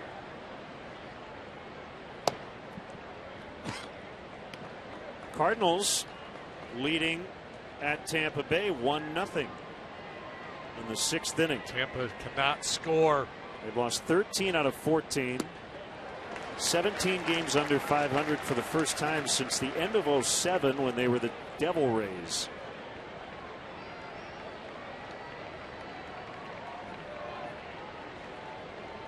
Remember, the Cardinals had pitched back-to-back shutouts in Toronto as Sadler makes quick work of the Cubs. It's 3-3 in the 5th.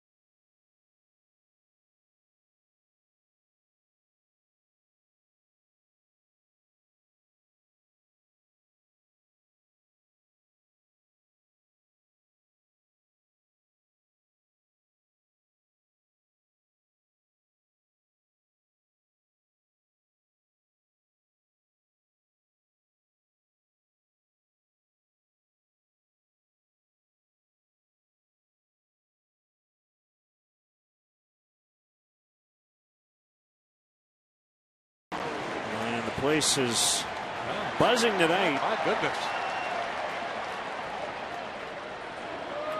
3-3 tie. Travis Wood has outlasted the injured Francisco Liriano. Still waiting on a word from the Pirates clubhouse. And a fair ball. Alt will throw to first. He is safe. Oh, what a play by Alt. They almost got McCutchen. Yeah, to get anybody would have been impressive. To get McCutchen would have been doubly so. Alt made a heck of a play the other day back at home. This is an outstanding effort.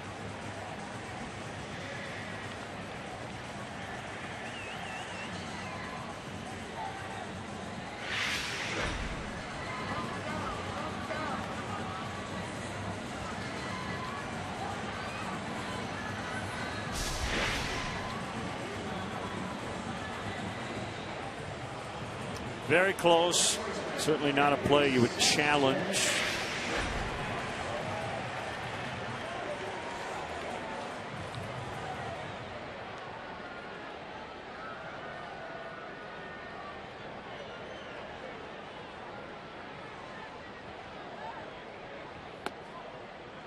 Travis Wood, throughout his career, has been very difficult to run on. Base runners were 2 for 2 against him coming into tonight, so they normally don't try, but Pirates with a couple steals tonight. Russell Martin with a delayed steal in the second, and then Gabby Sanchez got one in the third. The element of surprise would benefit a guy like Gabby Sanchez, but not McCutchen.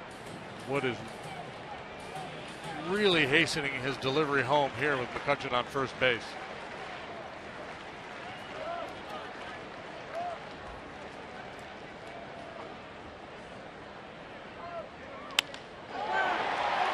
Deep to left center.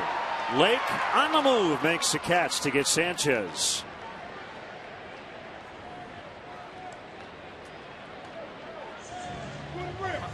On Saturday, June 21st, play catch in the outfield, hit in the batting cages, or relax in the dugouts of Wrigley Field during Catch in the Confines, presented by Advocate Children's Hospital. Tickets include a personalized photograph, a baseball, and a Wrigley Field 100 DVD. All proceeds benefit Cubs charities.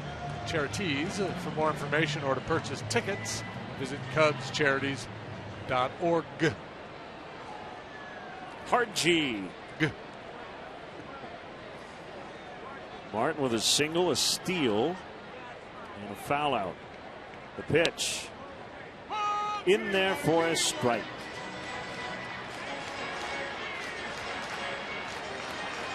You mentioned Hamill and Compton tomorrow night. Samardzija, Volquez Thursday, and then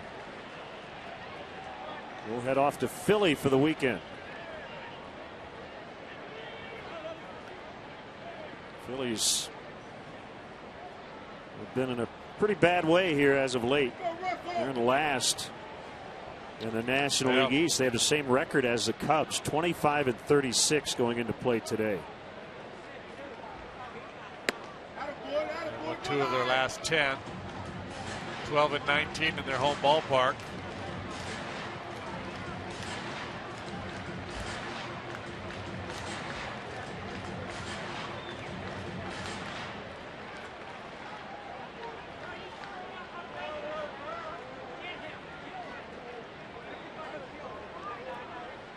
Wood coming home, and a double play ball. 6-4 to 3 to end the inning. Takes us to the 6th. We're tied at 3.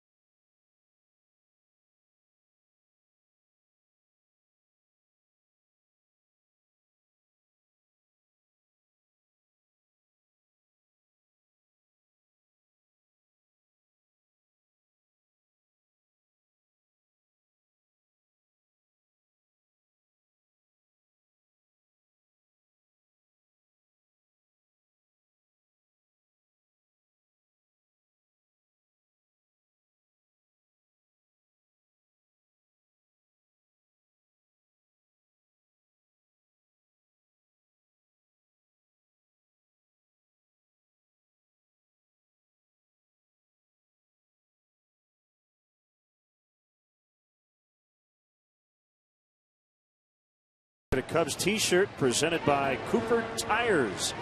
Tickets are still available for the Saturday night matchup, so go to Cubs.com to purchase seats today.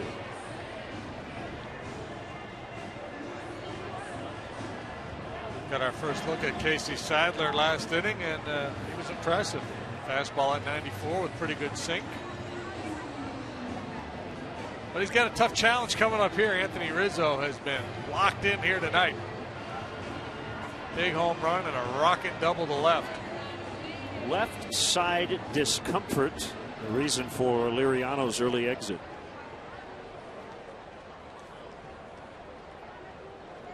Man, I wouldn't make it through most broadcasts if I had got discomfort all over. Yeah. I would want them to announce something more significant than discomfort if I'm getting pulled from a ball game. Left side writhing pain or something. I would say twice a week I walk into the clubhouse at Tim Buss or somebody. You hurt? Well, you look like you're limping. No, it's just me. It's just the way I am. Lower body injury. Yeah. Same thing.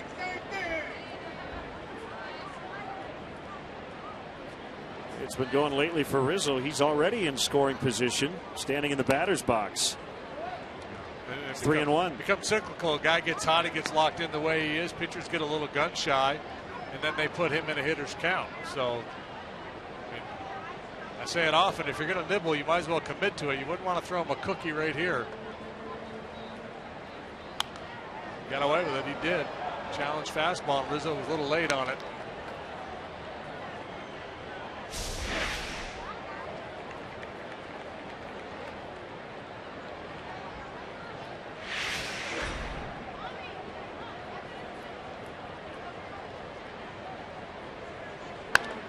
Pulled on the ground, and Sanchez will field. Sadler stepping on the bag.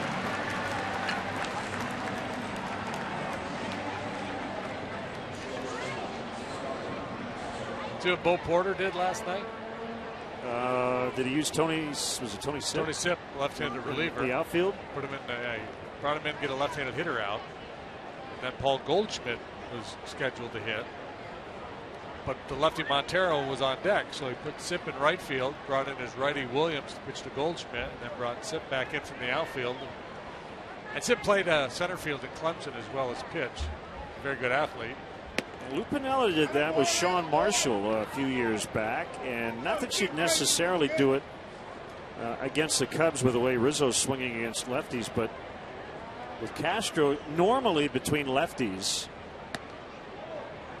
I wonder if another team might do that against the Cubs this year.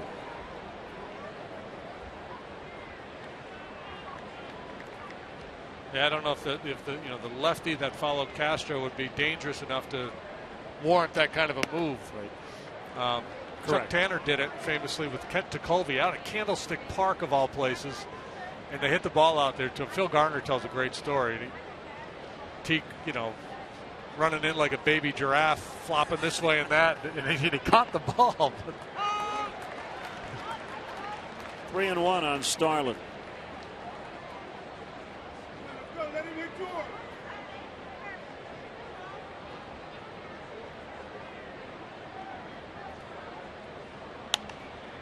Shank foul off to the right. Yeah, I got no problem with it. If you got a good enough athlete that you trust to catch a fly ball out there, I mean, there's obviously risk. Well, how about this one? First to 3-2.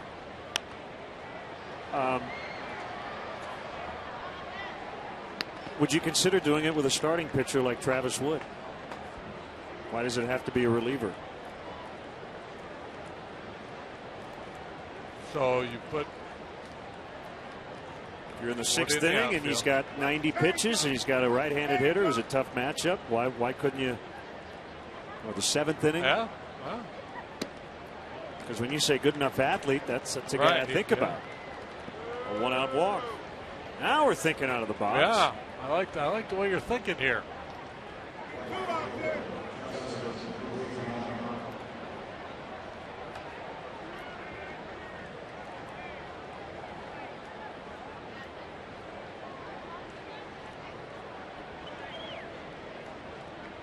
Actually, JD, you could have a guy like Wood go 9 innings and use 3 relievers. And Ruggiano not happy. It's the second time he's been hit. Consecutive at bats.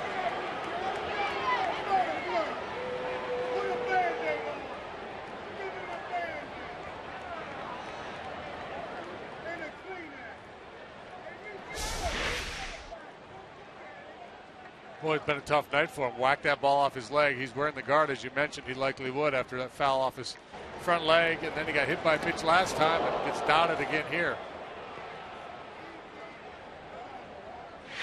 A few words for Sadler. No intent. And I think Ruggiano will probably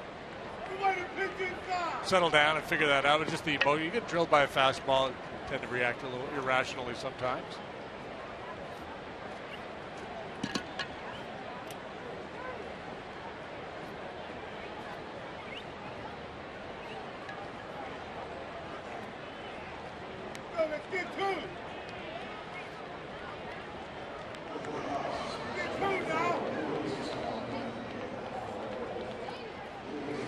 Valbuena for Alt, who struck out both times, looking both times as well.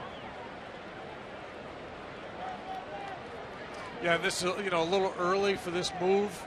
6th inning of a tie game, but the way Mike has been swinging it, the way he looked at the plate tonight. And that ball drilled out into deep right center, off the wall. Castro scores. Ruggiano will slide in safely. A pinch hit 2-run double. How good was that move? That's the third part of the equation. You got a guy who can really swing it coming off the bench at Valbuena, and he jumped all over that first pitch fastball, wasting no time.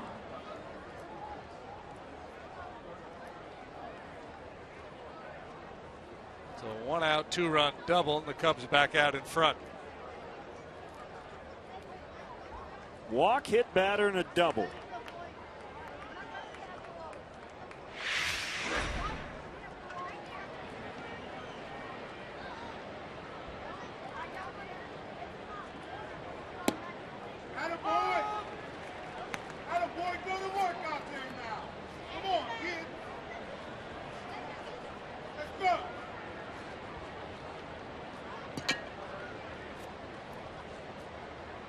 Cubs have taken 3 different leads. Off by Harrison, and he'll get the out at first. 2 gone.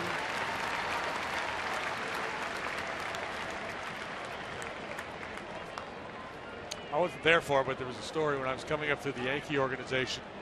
Early mid-'80s, Stump Merrill, remember Stump Merrill? Managed the Yankees for a while, was managing their AA club in Nashville. And he did sent the reliever out to the outfield because he wanted to take advantage of a matchup. And pitcher got the guy out, and he was throwing the ball so well, he said, I'm going to let him go 1 more before he changed back. And the second hitter hit a fly ball to the pitcher who was in the outfield, and he misplayed it, and they lost the game. And I think it was a playoff. I think they might have lost a playoff series. Oops. Yeah.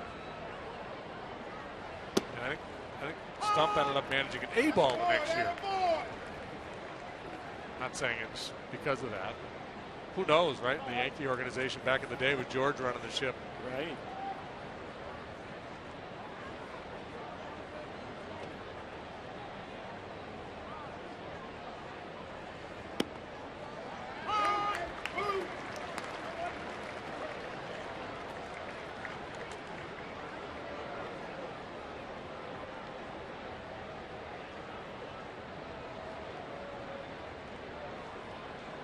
Managed 21 seasons in the minor leagues. How about that?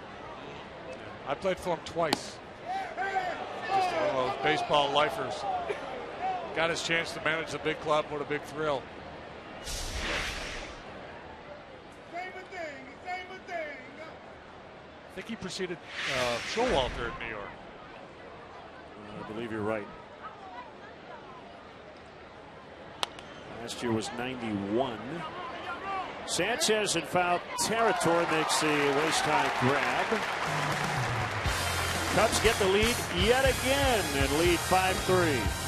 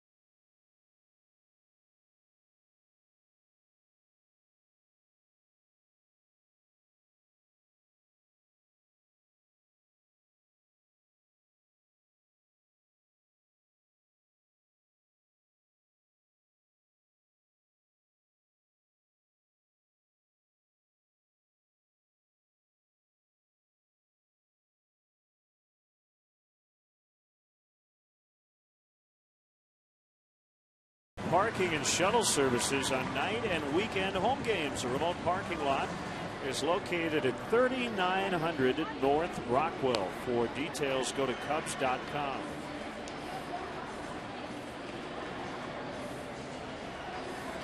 Valbuena, after knocking in 2 off the bench, will stay in and play third.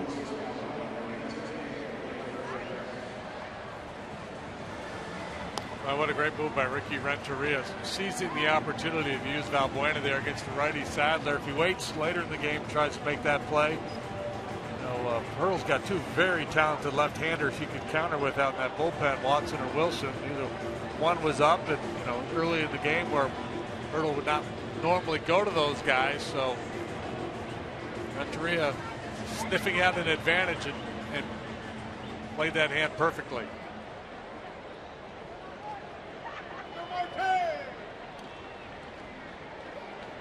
Marte with a leadoff double in the 4th. And got gunned down by Wood on a bouncer back to the mound. And he takes a strike.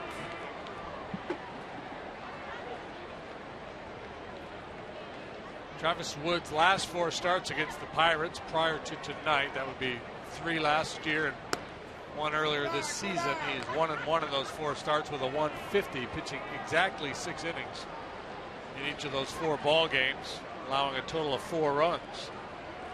Pirates having more success against him than they've had in a while.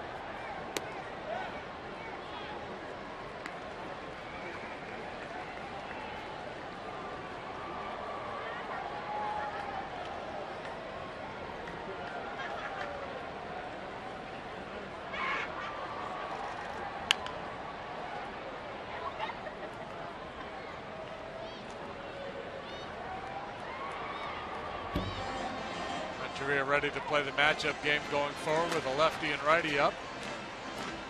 Schlitter and Wright.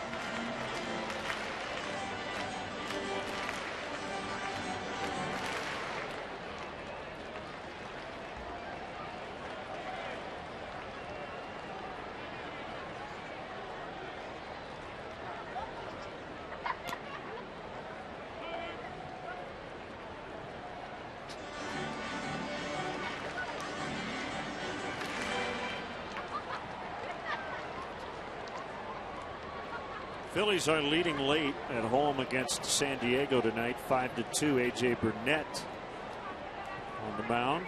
Venable has homered for the Padres as second. Bird for the Phillies with number 10.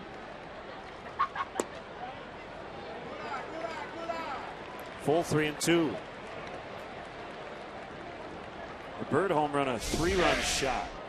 Travis Wood thought he had him. It was off the outside corner. See the body language by Wood, and then Woodring, the home plate umpire, put his hands on his hips as if to say, no, no, sir.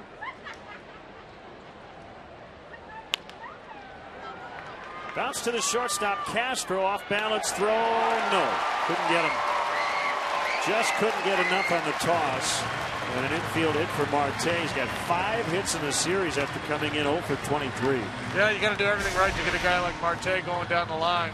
Caught in between steps here, off balance throw. And Marte able to beat it.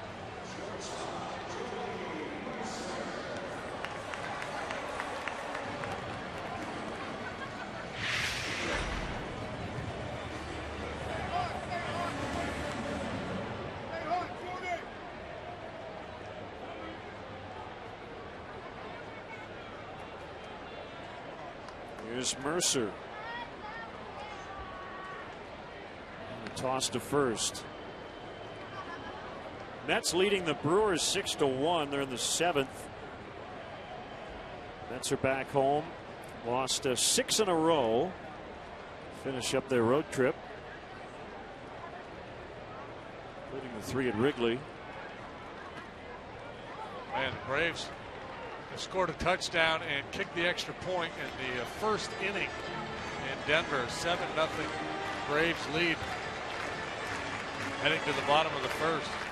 Juan Nicasio charged with all 7 runs. Well, that'll inflate the ERA.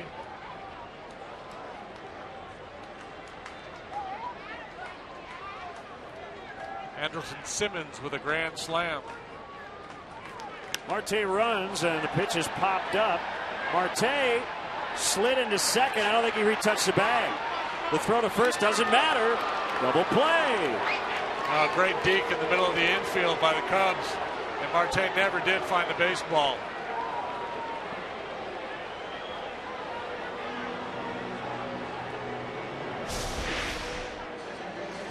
They got a hit and run play on, and he can't find the ball. Marty and Castro a little bit of a deke, and Marte finds it ultimately or finally there, but it's too late. Wouldn't have mattered. Now watch. He slides into second, and right there you got to retouch. Yeah. He went past second. And maybe that's why he hesitated going back. He realized that. Should I try to go back and tag?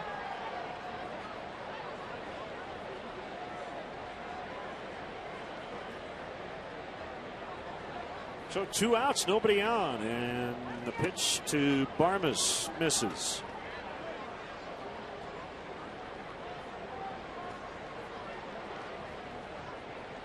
Double plays in each of the last 2 innings now.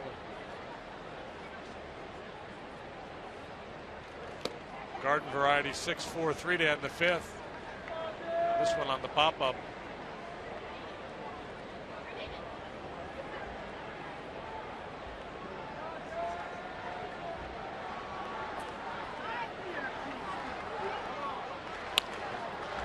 Castro gets another chance. And he gets Barmes to end the inning. Leadoff single. No runs. 5-3 Cubs after 6.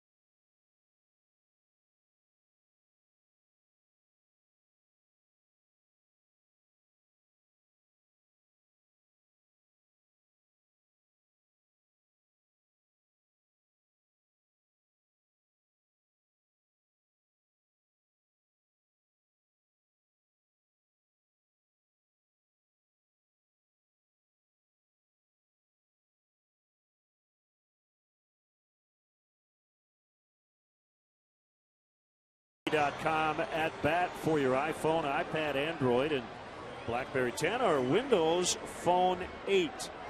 Get scores, stats, highlights, live audio, and more. Text at BAT to 31826 or go to Cubs.com for details. Third AB for Travis Wood. He hit his 8th homer of the year in his last start. Tied with Giovanni Gallardo for the most homers among pitchers since 2010. We're underway here in the 7th. 8th of his career, I believe you meant to say. What did I say? I think of the year? year? Yeah, career. Sorry. It's all right.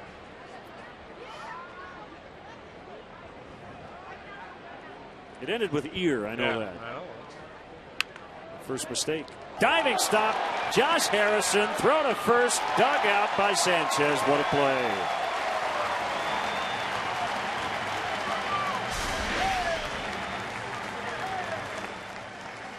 Couple of steps and a flop by Harrison, and a good strong throw to get Wood, who's still selling out, playing the whole game, working hard out there in the mound, but he's not going to dog it going down that line.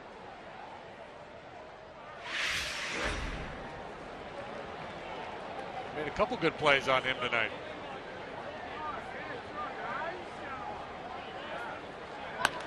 Bonifacio lifts in the air, and it's Marte who was guarding the line.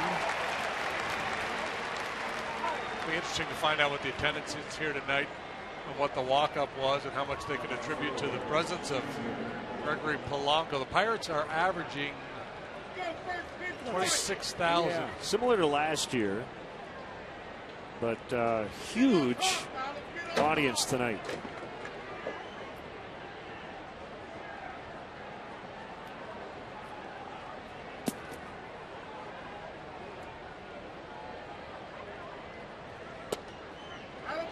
Easier for a kid like Polanco to come here to Pittsburgh. It just isn't the media that there is in Chicago or New York, some other markets to deal with.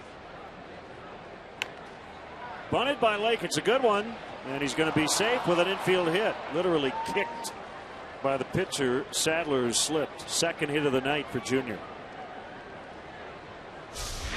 Normally I'm not a big fan of this play with 2 outs, but where Lake is in the batting order, i.e. in front of Rizzo, it makes sense. Get on, get the big guy up there, a chance to do some damage.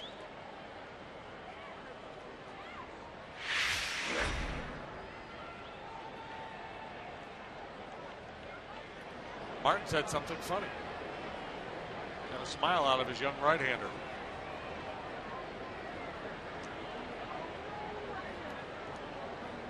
They have finally started in Cincinnati after a 2-hour, 5-minute rain delay. Dodgers and Reds.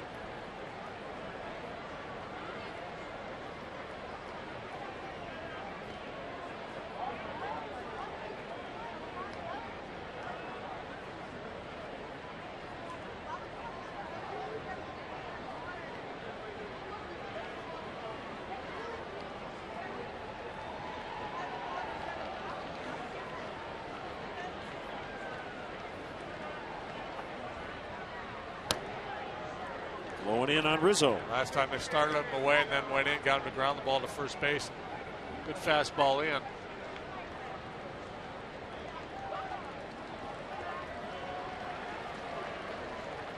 Marlins are in Texas tonight. 1-1 as they play the 4th inning there.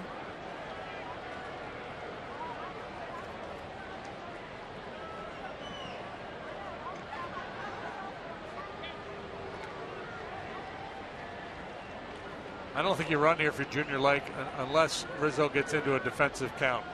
Got a big ballpark here, a lot of room to find a gap, even though they're playing deep. Certainly the ability to hit the ball out of the ballpark.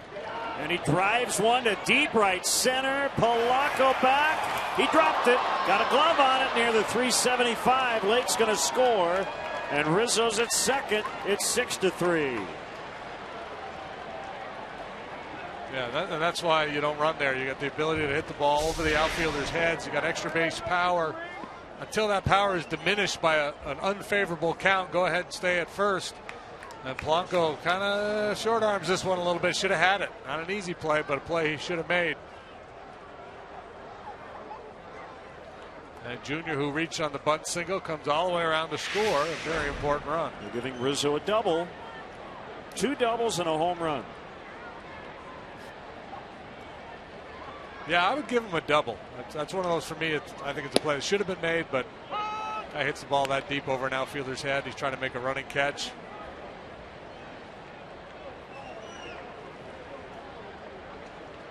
I'll have to talk to Rosie when we get back, see what he thinks. Right. Well, it was a long run to get there. Yeah, for me, that's a double. I'm talking out of both sides of my mouth. It's a double slash should have been caught, you know. Right. Can't give him a single and a half an error. It's not an option. 8 total bases for Rizzo tonight.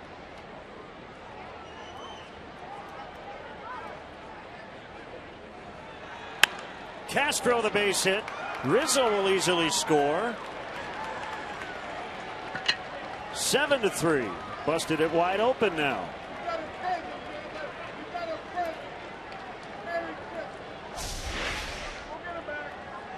He's been swinging the bat hard lately. He's not trying to punch the ball.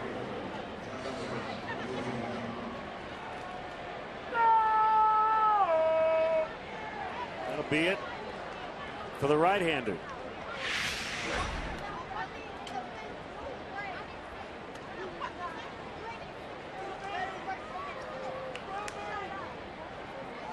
Cubs lead 7-3 in the 7th.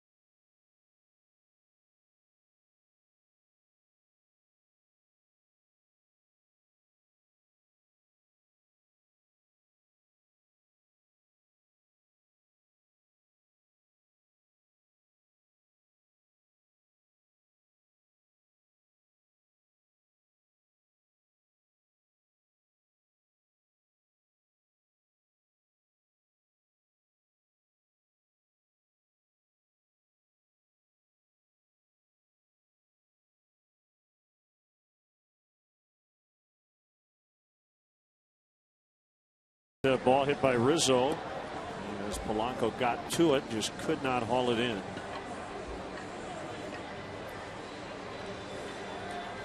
It's Justin Wilson, a left-hander. The Cubs leading by 4. 2 more in here in the 7th. It's a hard thrower, mid-90s fastball. He throws a cutter and a curveball as well. Control can be a little erratic at times. Weird night for Ruggiano. He's been on all 3 times. Twice hit by pitches. He also fouled one off himself. He was a little aggravated the last time he got hit. And Wilson will check on the runner Castro.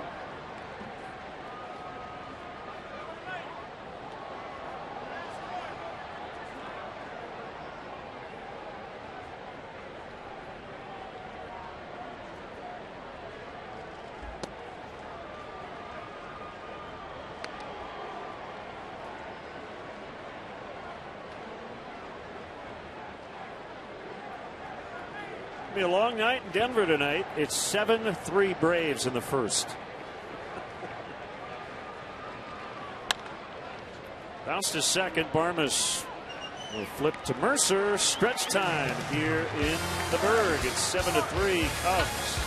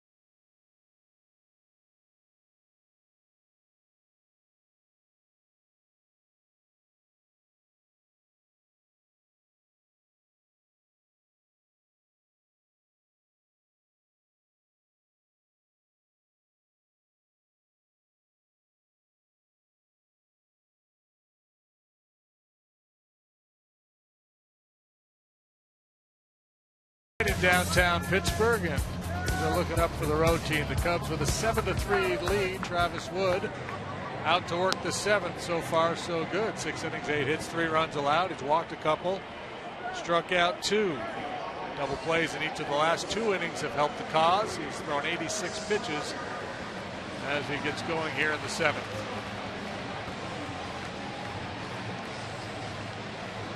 Travis Snyder will pinch hit for Wilson.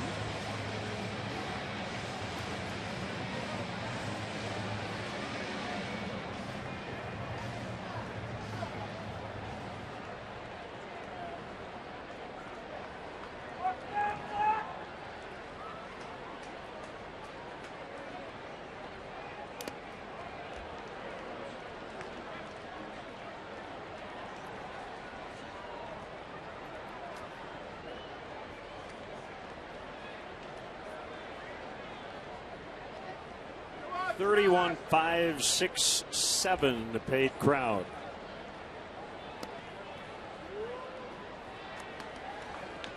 Seems bigger than that.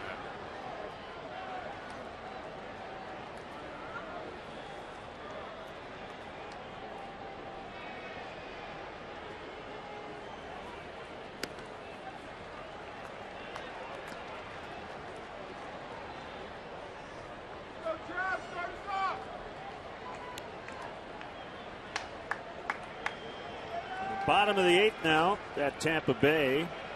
Cardinals with a 6th inning homer from Matt Holliday leading 1-0. There's Barney, throws to Rizzo to get Snyder. Adam Wainwright against that Rays lineup the way they've been lately, that's a fairly predictable result.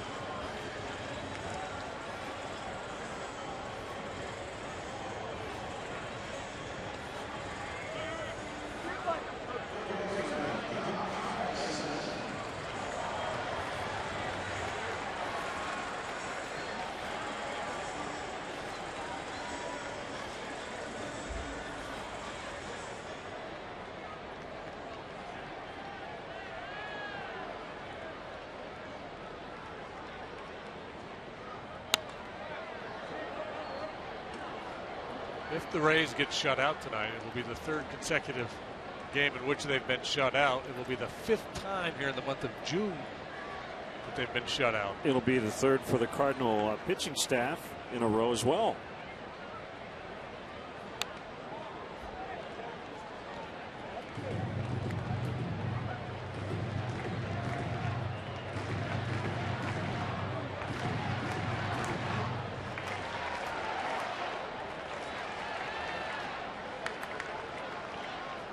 0-2.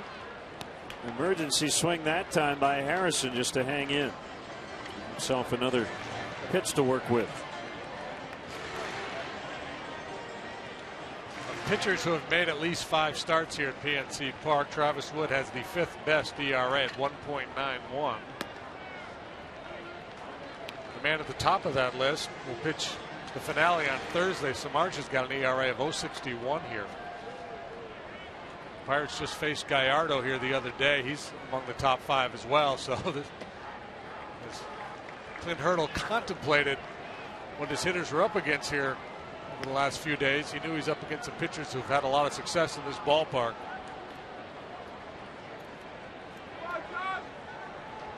Two to Harrison. Polanco on deck. 1 out in the 7th. Wood leading 7-3.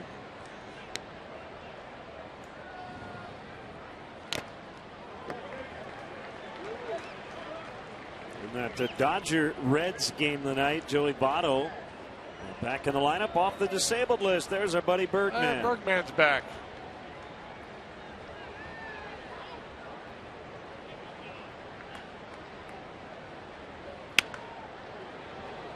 Mike Pelfrey, Twins right-hander, elbow surgery, out at least 2 months.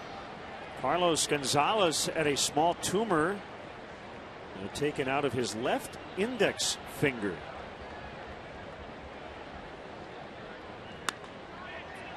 Fair ball. Long run for Lake to get to it. That makes it a pretty easy double for Harrison. That's his first hit of the series. Changeup was down, but on the plate. Harrison able to go out. Hook it down the third base line. Good effort by Valbuena. Just can't get there in time.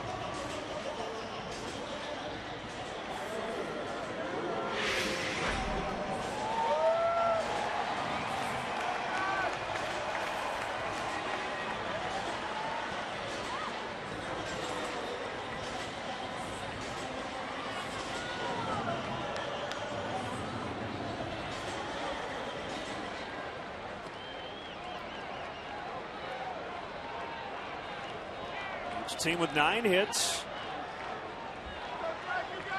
Polanco in his big league debut, 1 for 3 with a run.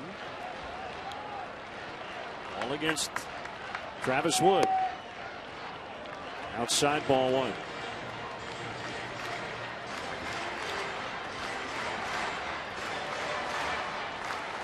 Obviously the time of the ball game where you become a little bit more focused on your starting pitcher. Up around 100 pitches. Heart of the order seeing him for the 4th time.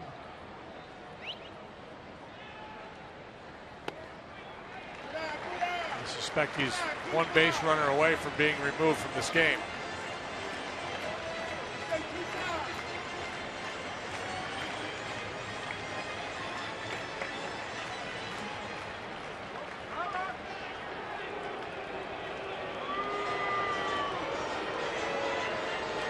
Well, as a matter of fact, with McCutchen up next, probably regardless of what happens here.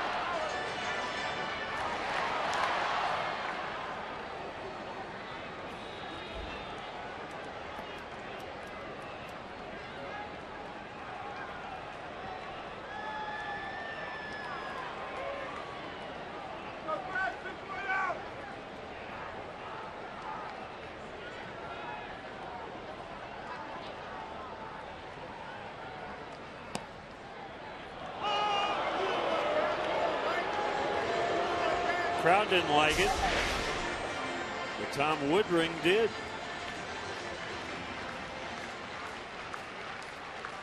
Painted the outside corner at the bottom of the knees.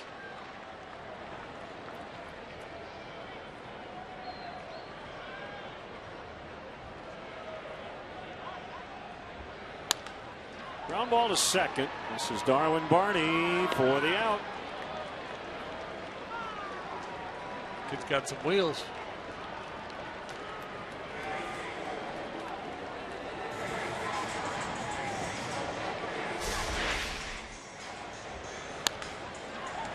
Appears to be a routine ground ball to second base, but those long legs flying down that first base line.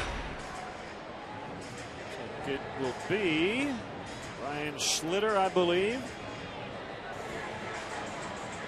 Assuming Ricky makes a move here.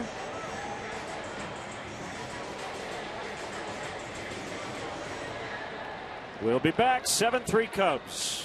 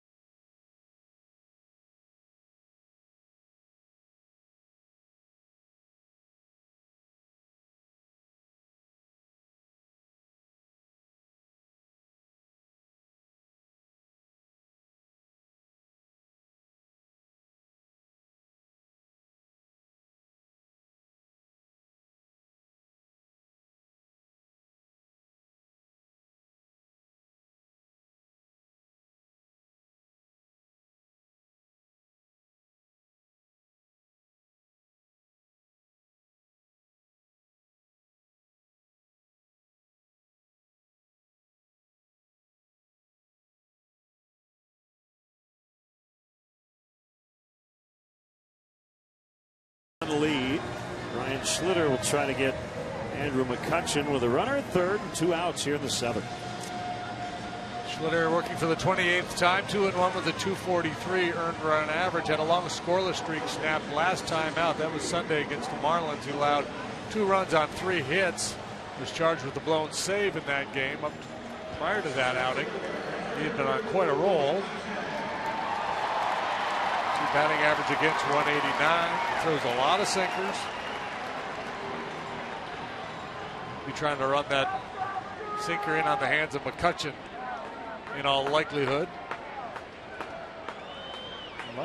McCutchen, he's been looking to go the other way, staying through the middle of the diamond, but he's a smart hitter. He might cheat on one in here.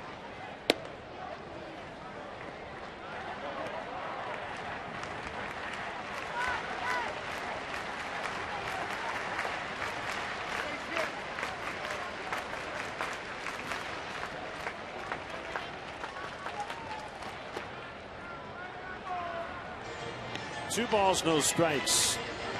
Schlitter brought in to go after him. Last thing he wants to do is walk him. With a 4-run lead. Right, yeah, there are times you're extra careful with McCutchen. This is not one of those times. McCutchen was going to take all the way. 2-1.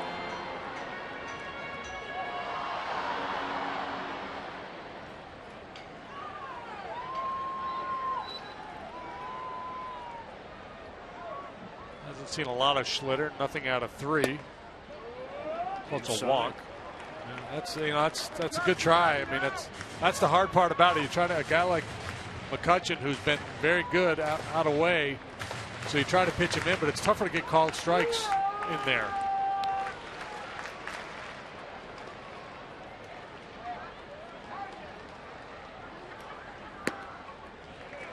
And ball 4. Sanchez is going to be called back. Ike Davis, I think. Yep. And probably Wesley Wright then to counter Davis. 7th inning. It's managers take over the game time. Ricky just waiting for the announcement to be made.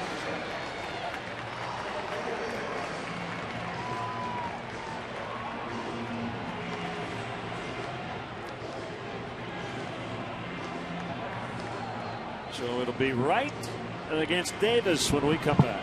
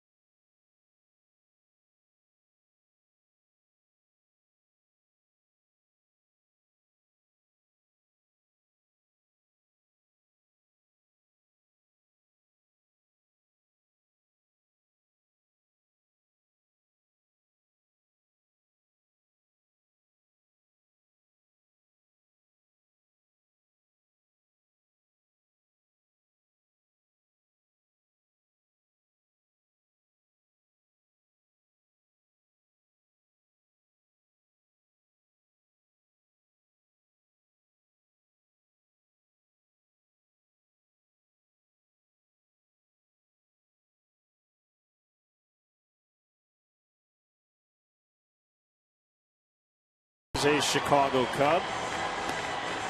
Overall, the numbers are good for Wesley. 19 innings, 16 hits, 6 walks, and 15 strikeouts. League gets 219 against him. He's allowed just the 1 home run. Left-handed hitters hitting .300 against right. It's kind of backwards, those splits.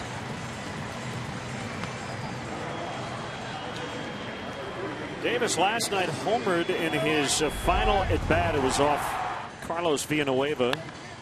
Yeah, unloaded on a 2-0 fastball. He's got very good numbers against the Cubs in his career. Goes deep about every 10 at-bats against Chicago.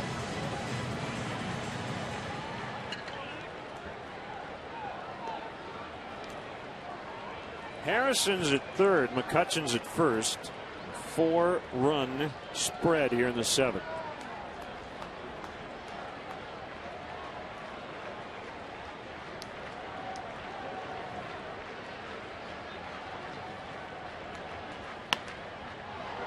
Popped him up. Castro in the outfield grass ends the inning. Right on 1 pitch gets Davis.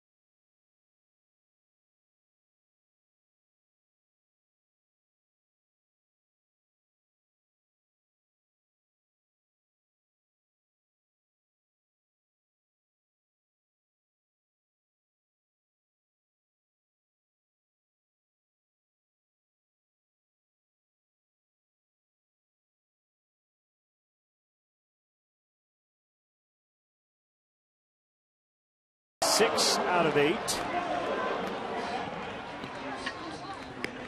Davis remains in the ball game and will play first. Big Jared Hughes worked last night. Pitch again tonight. 1 inning, 2 hits and a run allowed by Hughes last night. He gave up the Castro home run of the night. Sinker baller.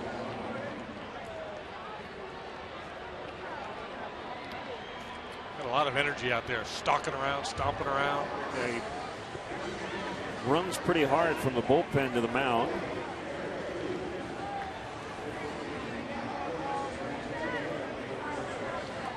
Doesn't really mean anything other than it's kind of fun to watch. Yeah. 6'7", 245.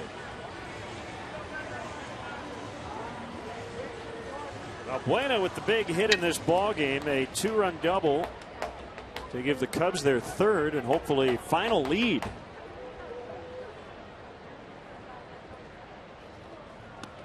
That was off the bench as a pinch hitter.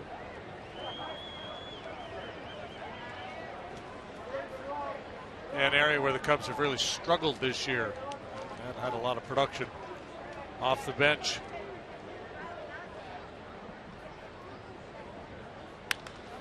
And he's 2 for 2.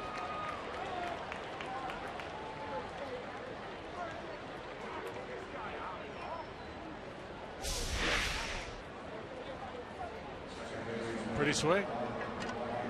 Foot down, hands back, delivers a solid single through the hole.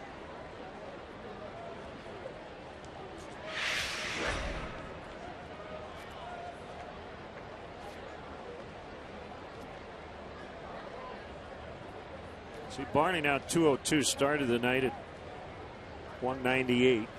1 for 3 with a run scoring 2-base hit.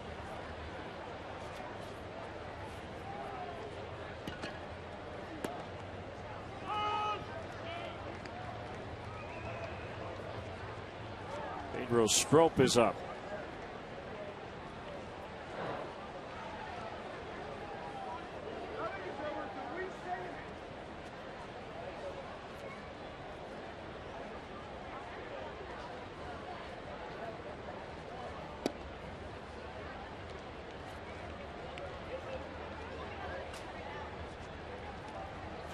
Mets general manager Sandy Alderson out with a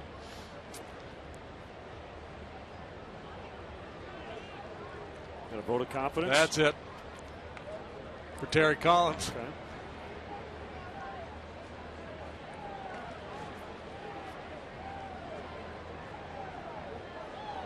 Apparently, the media in New York's been running pretty hot, saying that Terry Collins was on the not only the hot seat, but his seat was sizzling. Collins signed through 2015, team option for the following. Ouch. Get out of that kitchen.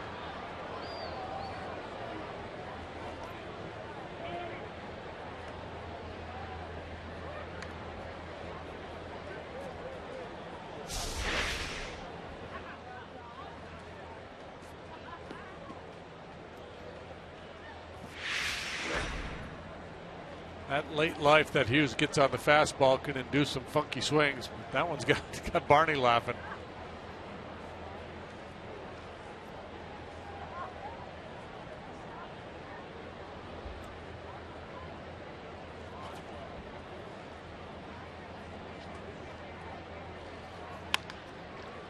Trying to turn it here, and they will. 6-4-3. Farmer's about as good as they get on the turn out there. Shortstop by trade. He's played a lot of second though in his career as well.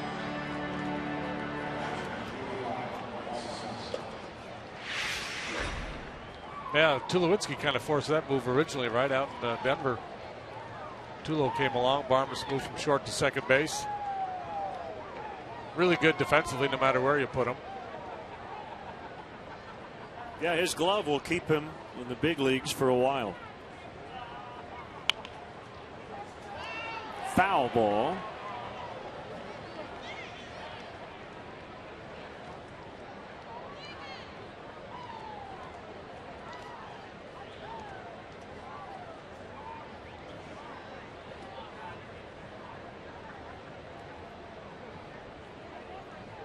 Royals leading Cleveland 6-0.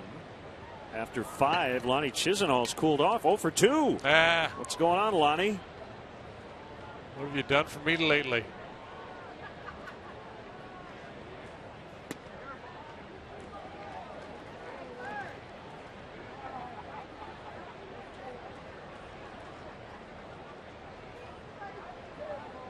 Giants host the Nationals later tonight. Washington's been hot. Well, their pitching has been really good. They've won 8 of 10. It'll be Pfister and Bumgarner. Good matchup.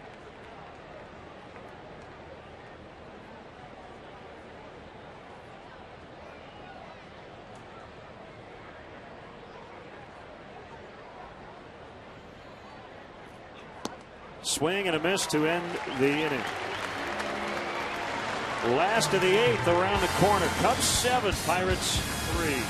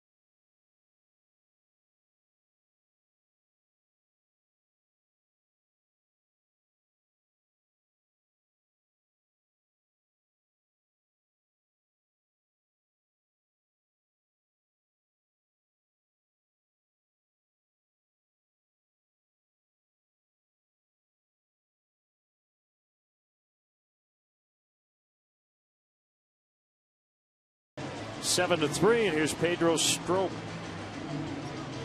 Pedro through the 4.58 ERA. He struggled a little bit the other day as well. Two walks have been a bit of an issue for him. 11 freebies with 17 2/3. Have to tighten that up a little bit.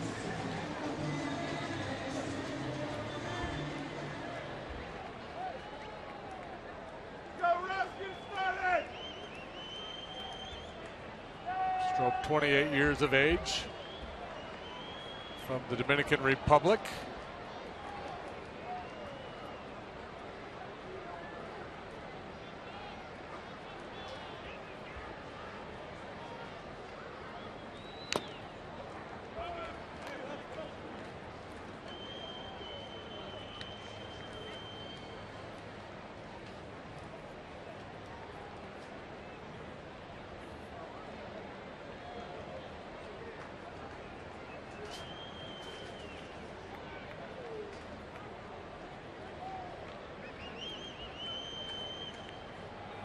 The 0-1 to Martin drops in low.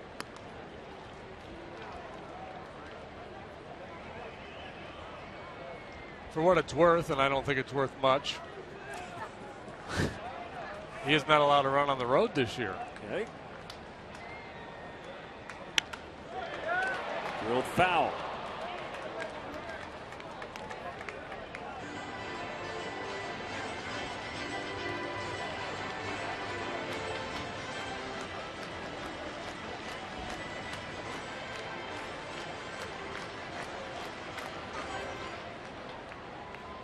Wood, Schlitter, Wright, Strop for the Cubs. Liriano, Gomez, Sadler, Wilson, and Hughes for the Pirates.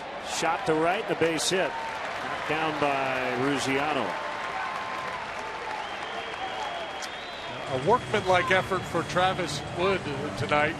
6 2/3. He allowed 9 hits, 3 runs. Only struck out a couple, but he only walked 1. He was able to pitch around some base runners.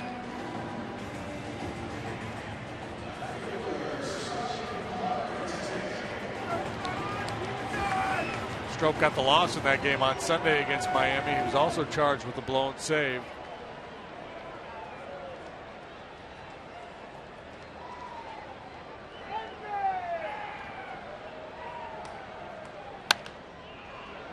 That was the first time he had been scored upon since returning from the DL. 5 appearances since coming off the disabled list.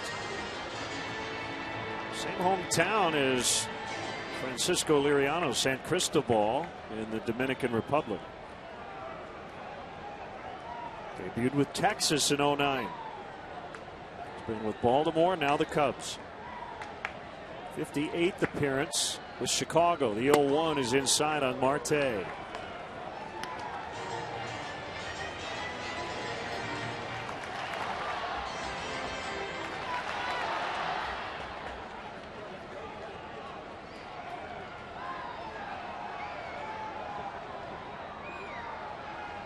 Shouldn't be going anywhere with his team down 4. Step back to the dugout, maybe. Oh, no. Boy, that was tailor-made. Should have been a 6-4-3. Instead, 2 on with nobody out.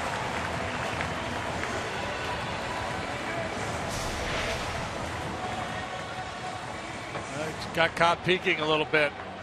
Ball got deep on him, took his eye off it. And what appeared to be a routine double play, they get nothing.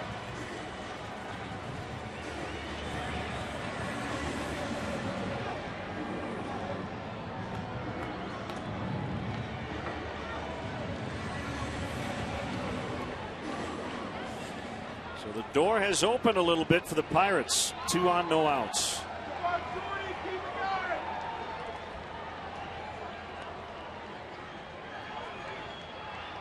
The pitch to Mercer's a strike. Starlin's 10th error this year. Among National League shortstops, only Ian Desmond has made more. Desmond with 13. Got to shake it off now. See if Strop can work around it. And Starlin's saying, hit it to me again. He wants another shot. Most guys do. They make an error, they want to make up for it immediately if they can. 0-2 the count on Mercer.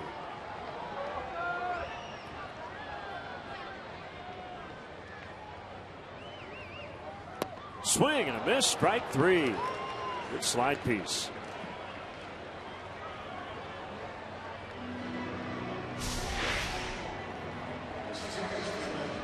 Yeah, look at the depth on that slider. On a downward break.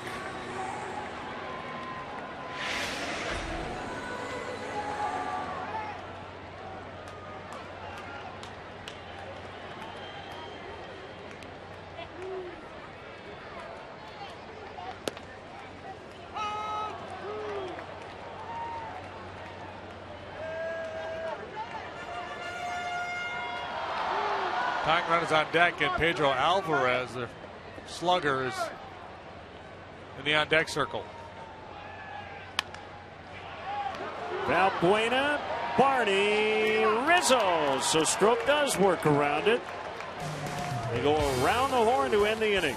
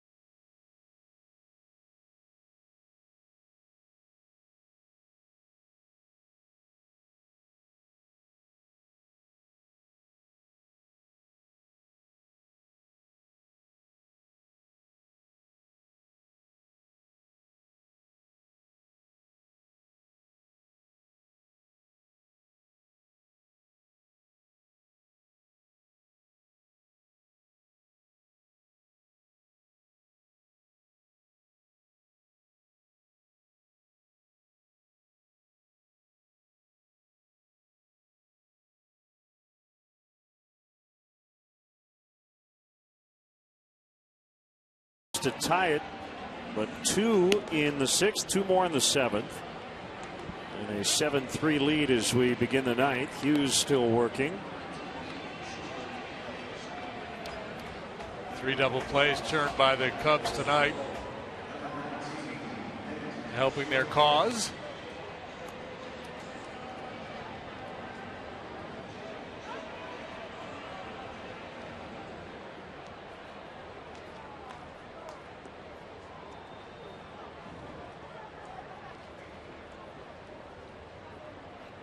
So Sherholt's pinch hitting for Strop.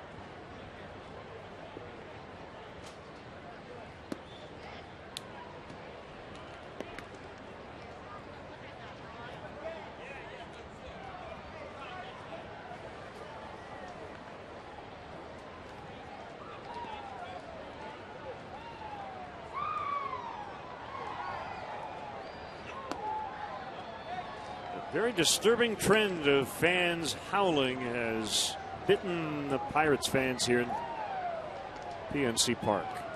I want to say Cincinnati's where they started it.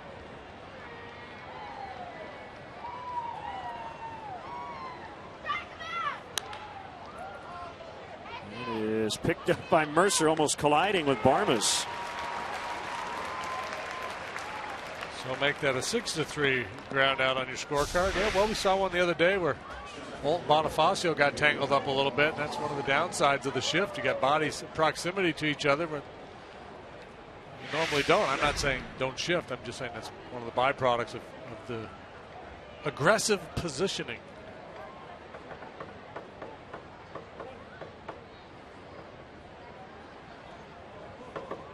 I read that somewhere in an article today. Oh, it's the A's or some club. They're not saying we're shifting their aggressive positioning. Yeah.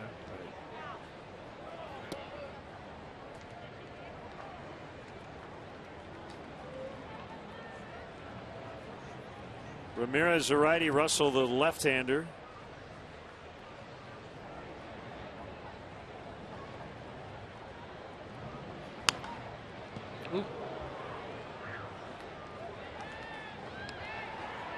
Glenn Hurdle forced to go to his bullpen early tonight with Francisco Liriano lasting just 3, coming out with a discomfort in his left side. That's what they reported.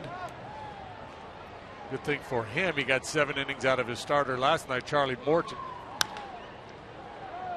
Backhanded play, Barmes, and Davis cannot snag it.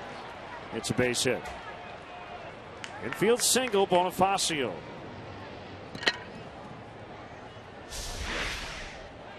Barmes showing good range, off balance throw. Davis not able to bail him out. And a single for Bonifacio.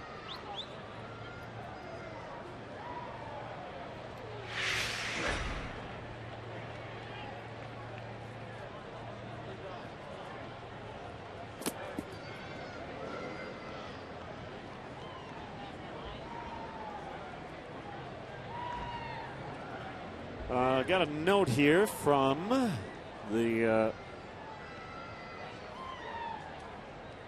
Washington Nationals website.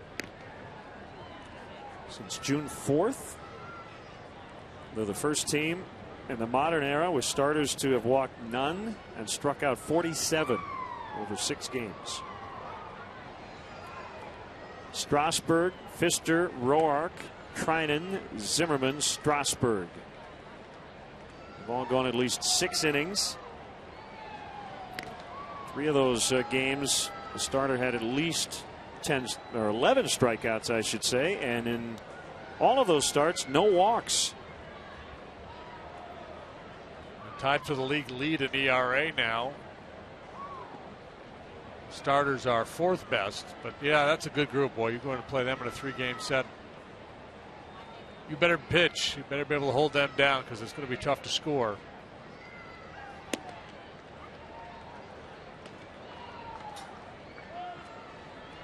However, in Denver, there's always runs going up on the board. It's 8-5 now in the 3rd inning. Braves leading. Bonifacio just took off for second. Throw there. He is out. Hughes alerted at the last possible moment. Emilio running like he was invisible. He's just trying to get the jump on him. Hughes held the ball and upset the timing. And talked to a lot of guys, and they'll argue that that's the most effective way to shut down the running game. Just hold the ball a little bit longer. Base runners get used to the rhythm, the timing of the set, and then the pitch. You can hold it just a little bit, you can kind of lock them up, or you can catch them cheating or trying to get the jump on you. Final in Philly. Home team beat the Padres 5-2. A.J. Burnett 4-5 got the win. Swing and a miss, 1-2. It's over in the Dome. Cardinals 1, Rays nothing. Wainwright over Odorizzi. Rosenthal, his 17th save. Only run was a solo shot by Matt Holliday in the 6th. Cardinals only got 3 hits. Won the game. And the inning is over. We go to the bottom of the 9th. It's the Cubs 7, Pittsburgh 3.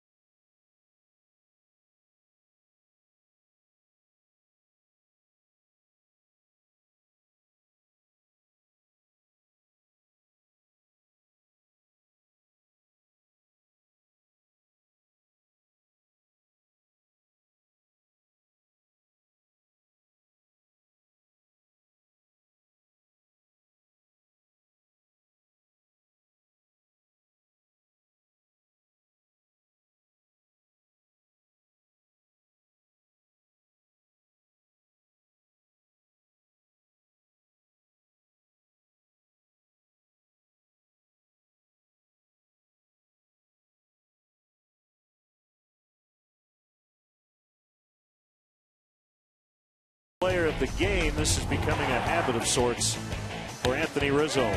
That's a good thing. Yeah, just absolutely smothered that ball, and was a pretty good whack on this one too. Marte with a bad read, bad route, fooled by the power of Rizzo, lining it over his head and left. In the 7th inning, it was his time to pick on the new kid Polanco out there and right. A long way to go, short time to get there, couldn't get it off the glove. RBI double. Rizzo home run and a pair of doubles, scored 3 times, drove in 3. That's a nice night's work.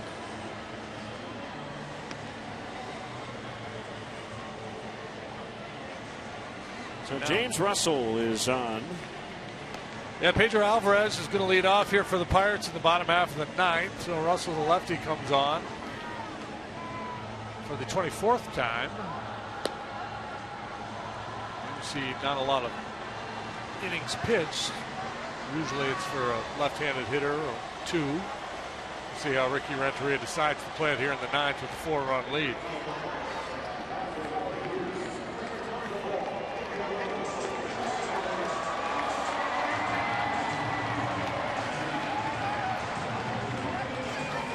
Ramirez was up earlier and continues to throw out there in the Cubs bullpen.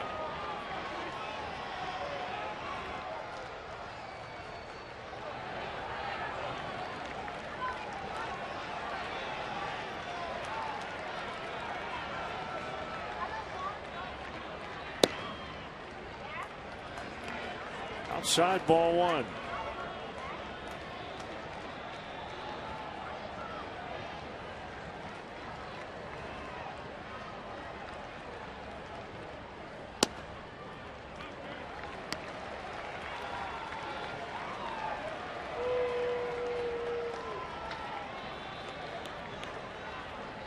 James comes from good pitching stock. His dad, Jeff, longtime big leaguer. Was a starter originally with Cincinnati, then Texas, and then became a really good closer. 38 saves in 1989. 14 years in the big leagues.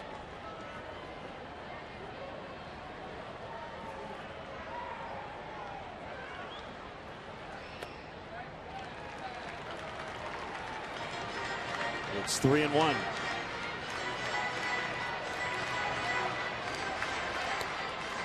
Russell made his debut on opening day 2010. Well, you never want to lay one in there to a guy like Alvarez, but that's what the situation demands.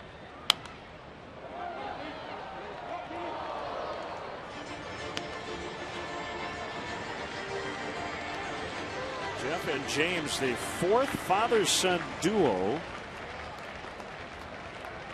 with big league saves. 3-2 hit foul. Another father-son duo is represented in this ballpark. Was represented in this ballpark? Is. Yes. Oh, Ron and Ike Davis? No. Oh, you mean the save deal? Yeah. The Grillies.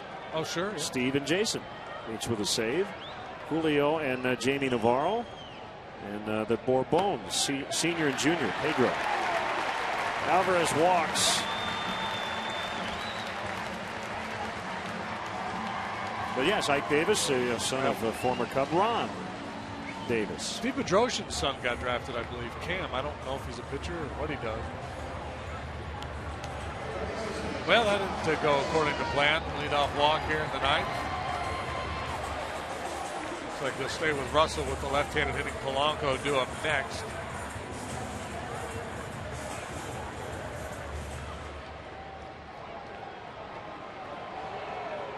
Nope.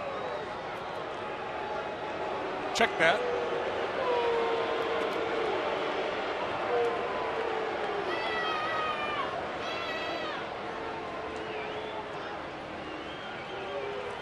And that'll be it for Russell. Neil Ramirez coming on when we come back.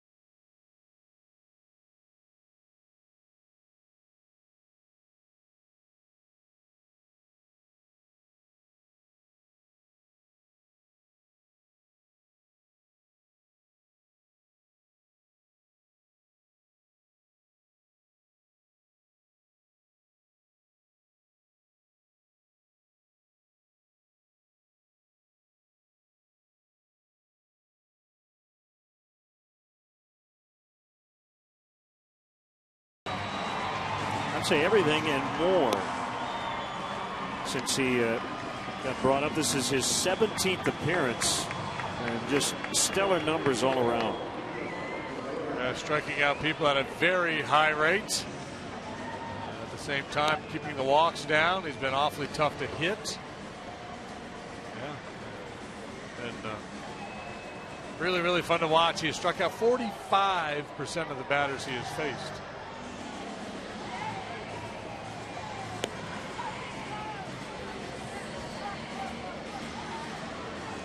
Mid-90s fastball.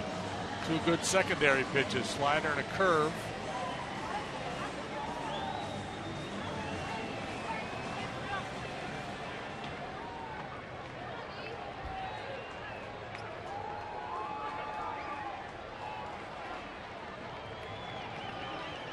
Good company there.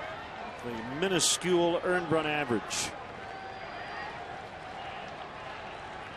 Alvarez, a runner at first. Rizzo playing behind him with a 4-run lead.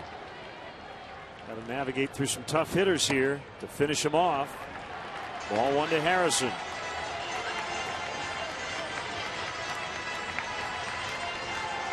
Not a safe spot with the tying run still in the dugout for the Pirates.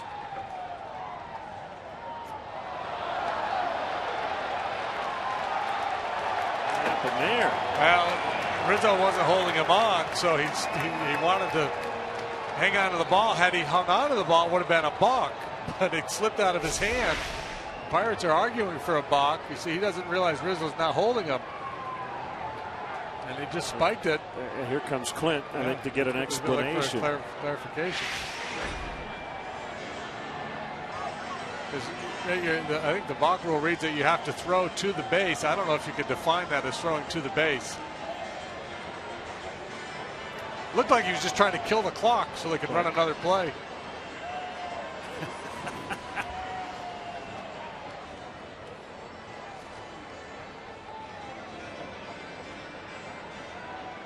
Scott Berry might be saying, well, he tried to throw to the base and it got away. Yeah, if he threw it over the first baseman's head, you wouldn't argue. Of course, you would have advanced a couple of bases. There'd be no need to argue. Well, was he out of the pocket? It might have been, yeah. I think he was. No intentional grounding. Well, you know, the umpires always have a little wiggle room here because there's kind of an elastic clause in the balk rule that says the umpire should always consider the intent of the pitcher, whether he's trying to deceive a base runner or not. I mean, they could just, they never use that, but it looks like a balk, doesn't it? Yeah, sure. The reason he made that throw the way he did is because he realized Rizzo wasn't at the bag. Right. So this really isn't that big a deal for the Cubs. It does take a force away at second, but yeah, good thing it's not a one-run game.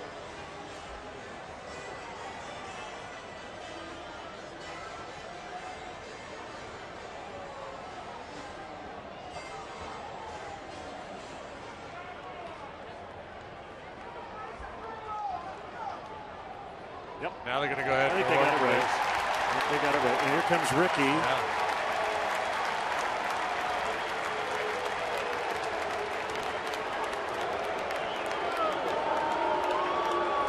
Which he should do. He deserves an explanation as well.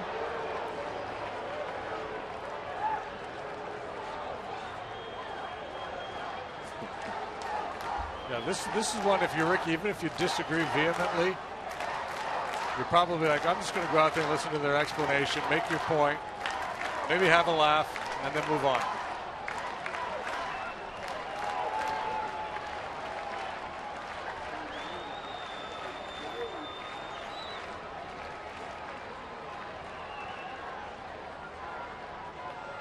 The rule says you're supposed to throw directly to the base.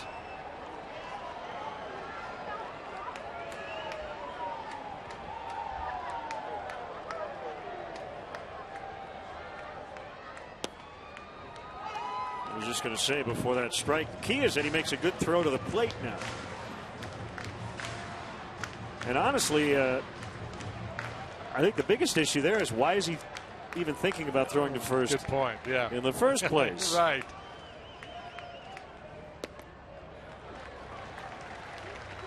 Well, and, this is something that gets pinned on young players a lot, and I'm not sure I buy that completely. I think there's a lot of players, even guys that have been around a while, that just don't have a real good feel for the game. I'm not saying that's the case with Neil, but I think there's just a lot of players that don't have good feel. They have a lot of talent.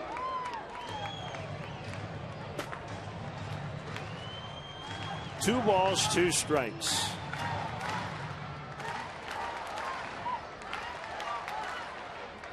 Nobody losing in the bullpen. Right now, Ramirez playing closer, even though it's a non-save spot. The take by Harrison. It's 3-2, and Ramirez has to challenge him here with his team up a bunch. Polanco on deck.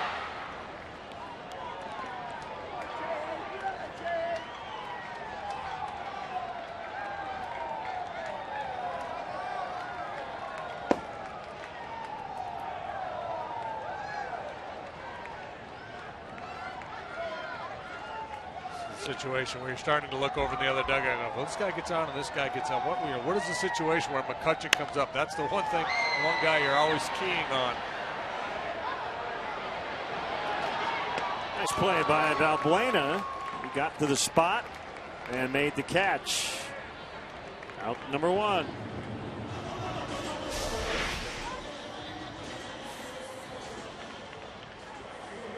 Yeah, find the wall, work your way back if need be.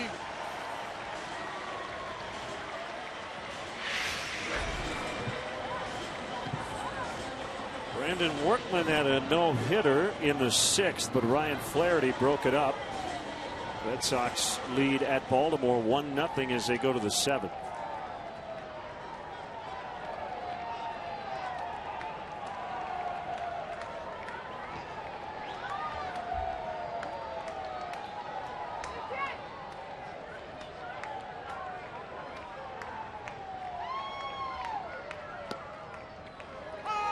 Strike to Polanco.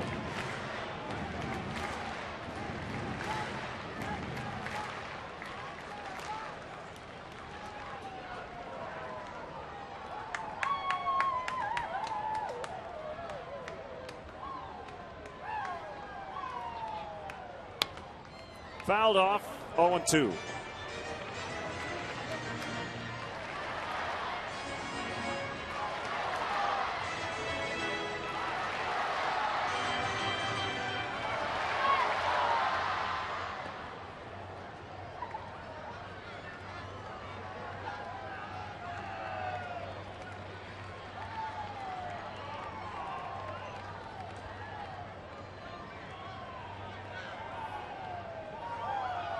Belt set, and the pitch.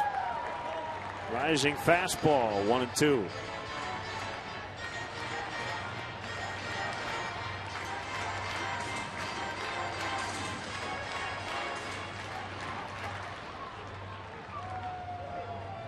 '44th overall pick in the '07 draft. Neil Ramirez, high school pitcher taken out of Virginia Beach, Virginia by the Rangers.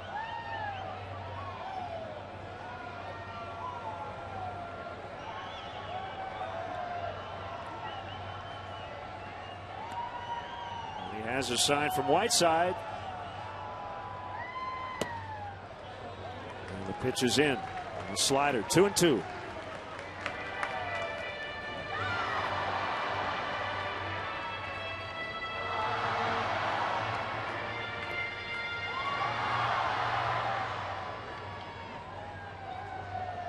Mets beat the Brewers 6-2 the final. Snap their skid. Taylor Teagarden with a grand slam in his Met debut. A foul pop, and this time Valbuena will not have a play.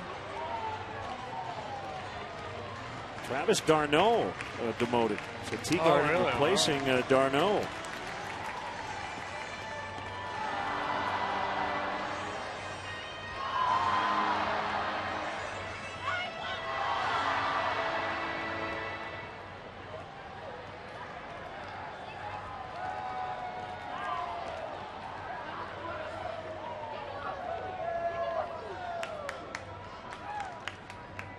Another 2-2. Foul tip. Strike 3 for the second out.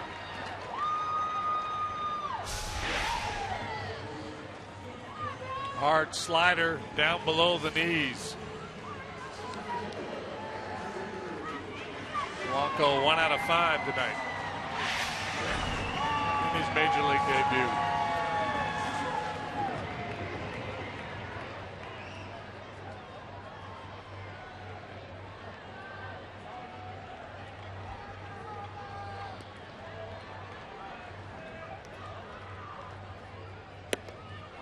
Mentioned Rizzo earlier. On base percentage .406, slugging .514. McCutchen slash line .313, .428, .524.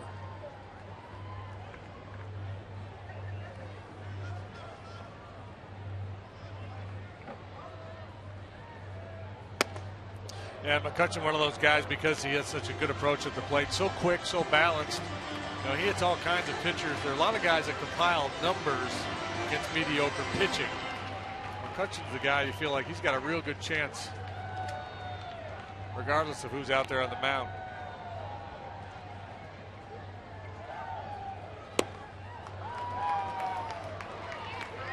A whiff making it 1-2. His chances here just went down a little bit. Good feel for the slider tonight from Ramirez.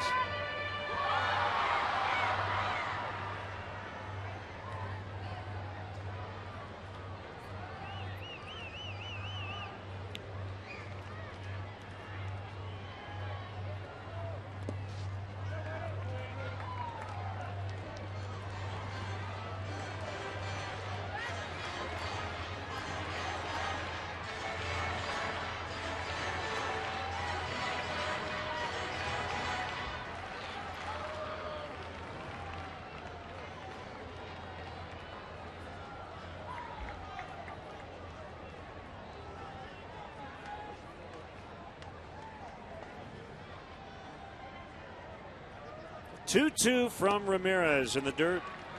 Ike Davis on deck.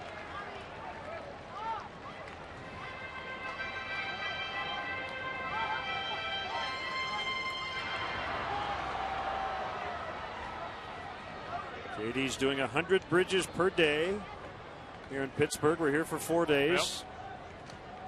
Be back up and at 'em early in the morning. And the 3-2 driven to right. Ruggiano makes the catch. Cubs win. Cubs win 7-3 the final. Travis Wood gets the victory. Another big night for that guy, Anthony Rizzo. The Pirates able to come back a couple different times, but the Cubs play add-on in the middle innings. 2 in the 6th, 2 in the 7th. Big night for Rizzo. As I mentioned earlier, good solid workmanlike effort from Wood, and a nice W for the Cubs. So for JD and our entire crew, Len Casper from Pittsburgh with your final. The Cubs 7, the Pirates 3. We're back with you tomorrow. Pre-game coverage at 5:30 as the Cubs and Pirates play Game 3 of this 4-game series. We're not done yet. Up next, Blue Cross Blue Shield Cubs post-game live.